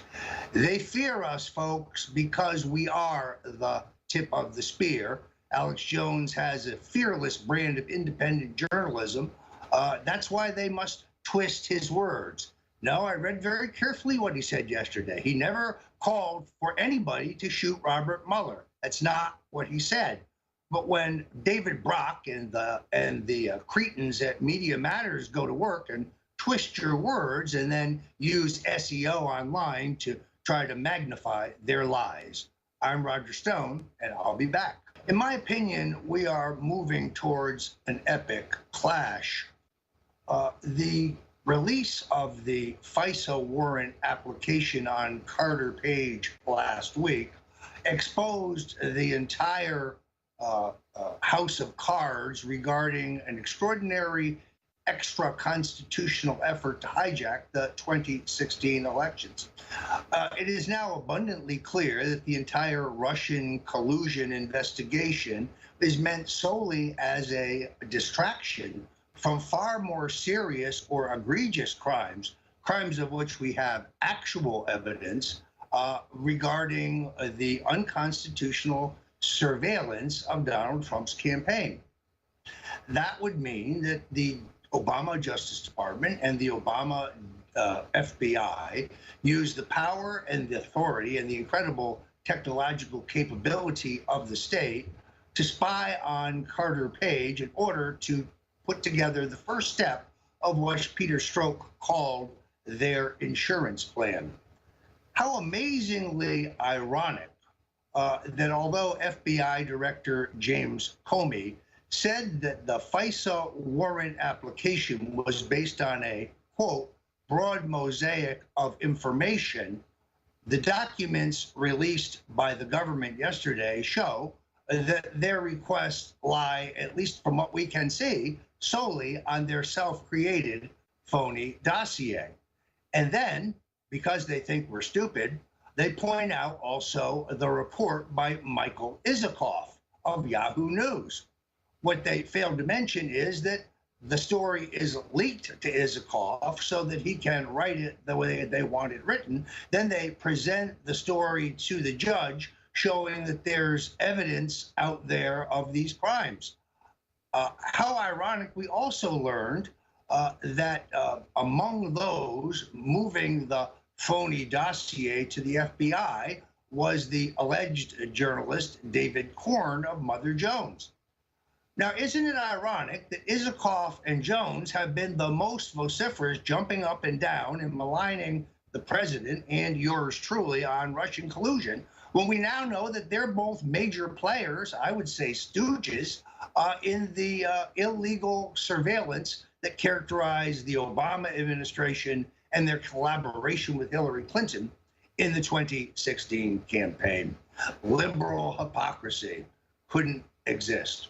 You're on the Alex Jones Show, And we are, as I mentioned earlier, completely and totally listener supported, and we appreciate your patronage. Imagine how shocked I was last week when I appeared with Anderson Cooper to talk about Mueller's overreaching and the efforts to subpoena a longtime friend of mine, Kristen Davis, when the segment before me had an interview with John Dean. John Dean was, of course, the famous White House counsel who turned state's witness against Richard Nixon and helped end his candidacy.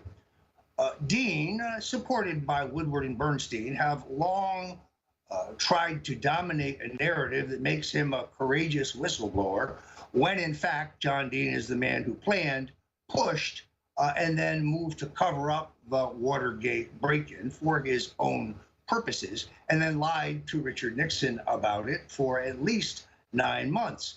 Additionally, in his definitive book of all of the White House recordings, which he says only he has taken the expense to do, he completely and totally deletes key conversations that are clear that he is the one planning the cover-up. So he is not only is he intellectually dishonest, he is a total fraud. Please go to WatergateWeasel.com, WatergateWeasel.com, to read the stunning truth about John Dean. How this psychopath continues to be cited in the mainstream media as an expert is beyond words. Coming soon is a new book that will give further light to Mr. Dean's activities. But if you haven't read it, you should probably start with Len Kolodny's seminal book, Silent Coup. Then I would recommend my book, Nixon's Secrets, to get the deep secret of what really happened at Watergate and the eerie parallels to much of what we see going on in Washington today. In this case, however, the abuse of power is by the Obama machine and their deep state allies. We do have a special offer going at InfoWars I want to tell you about. If you purchase my book, Stone's Rules, this is my new book that has just come out, kind of my field manual for victory, as it were. The maxims and guidelines that I've learned in a 40-year career in the arena. If you buy the book now at the Infowars.com site and you mail it to me with your receipt, proof of purchase at InfoWars, it will be my privilege to personalize it for you and mail it back to you. You can mail that to 1007 North Federal Highway, Fort Lauderdale, Florida, 33304. Somewhere there we have a graphic, which if we can find, we'll throw up for you. Now, let me stress that this is an offer that is only open to Info Warriors. I'm not opposed to you buying the book at Amazon if you want to help finance the enemy, but I urge you to buy it at the Infowars.com store and take advantage of this special offer. I signed about 40 books last night, dropped them off at the post office this morning. I love hearing from the InfoWars audience out there, and frankly, the number of people who have me and my family in their prayers, the number of people who send small contributions for the StoneDefenseFund.com is heartening. There are literally millions of Americans praying for us as we face an onslaught from Robert Mueller and his band of legal thugs who have no oversight from the Congress or the executive and who seem to believe that they can root around in anybody's stuff. This investigation is supposed to be about Russian collusion, but the law that governs special counsels and holds them to a more narrow focus has expired. And therefore, Mr. Mueller can investigate anything he wants as long as Rod Rosenstein, his co-conspirator, says that he can. This is a constitutional outrage, but it's only step one in a plan to take down a fish much bigger than Paul Manafort or even Roger Stone. That fish would be Donald J. Trump. Trump's commitment to American sovereignty and American exceptionalism and revitalizing America's economy deeply threatens the Bush-Clinton crime machine, the two-party duopoly that has run this country into the ground. That's why InfoWars so scares them, because we are the voice of that revolution, and we are calling out the neocons, calling out the two-party duopoly that have come to, that have brought this country to the cusp of disaster. No one else does what we do here at InfoWars, folks. There's great programming at Fox. I love Tucker Carlson, Sean Hannity, Laura Ingraham, Judge Andrew Napolitano, and others. But other than the hardy band of conservatives at Fox who are trying to fend off the Murdoch-led reforms, we are the voice of freedom. We are at the tip of the spear. And that's why Alex Jones has a big, fat target on his back. It's why he's being smeared. It's why he's being sued. It's why we need your support today. Clearly, we have all the incoming we can handle, whether it's the StoneDefenseFund.com or giving a contribution at the InfoWars site. We need your help today. God bless you for joining us on the Alex Jones Show. Victory or death. You know, someone very profoundly once said many years ago that if fascism ever comes to America, it'll come in the name of liberalism.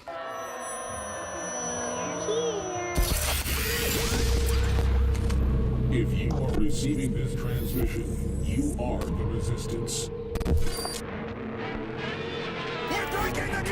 InfoWars comes to mind. Alex Jones. Alex Jones. Alex Jones. There's a lot of controversy around this network about Alex Jones. Google is being accused of hiding negative stories about Hillary and her campaign by changing its algorithm to bury stories like the Clinton body count story. That's according to website InfoWars. It sounds like it's confirmed there are at least 2 shooters with fully automatic weapons.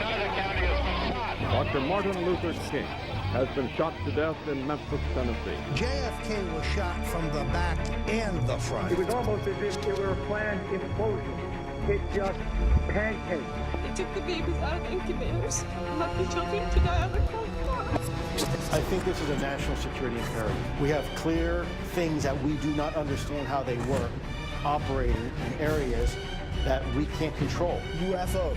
Is this global governance at last? Is it one world, the central bankers in charge? Israel claims the attack was accidental, but some former U.S. naval officers say it was on purpose. They describe the day's action as part of a continuing cover-up. Russian intelligence compiled a dossier on Mr. Trump during visits to Moscow. Russian scum! Denied everything. He called it all fake news. And he accused CNN of being fake news. This is a national emergency.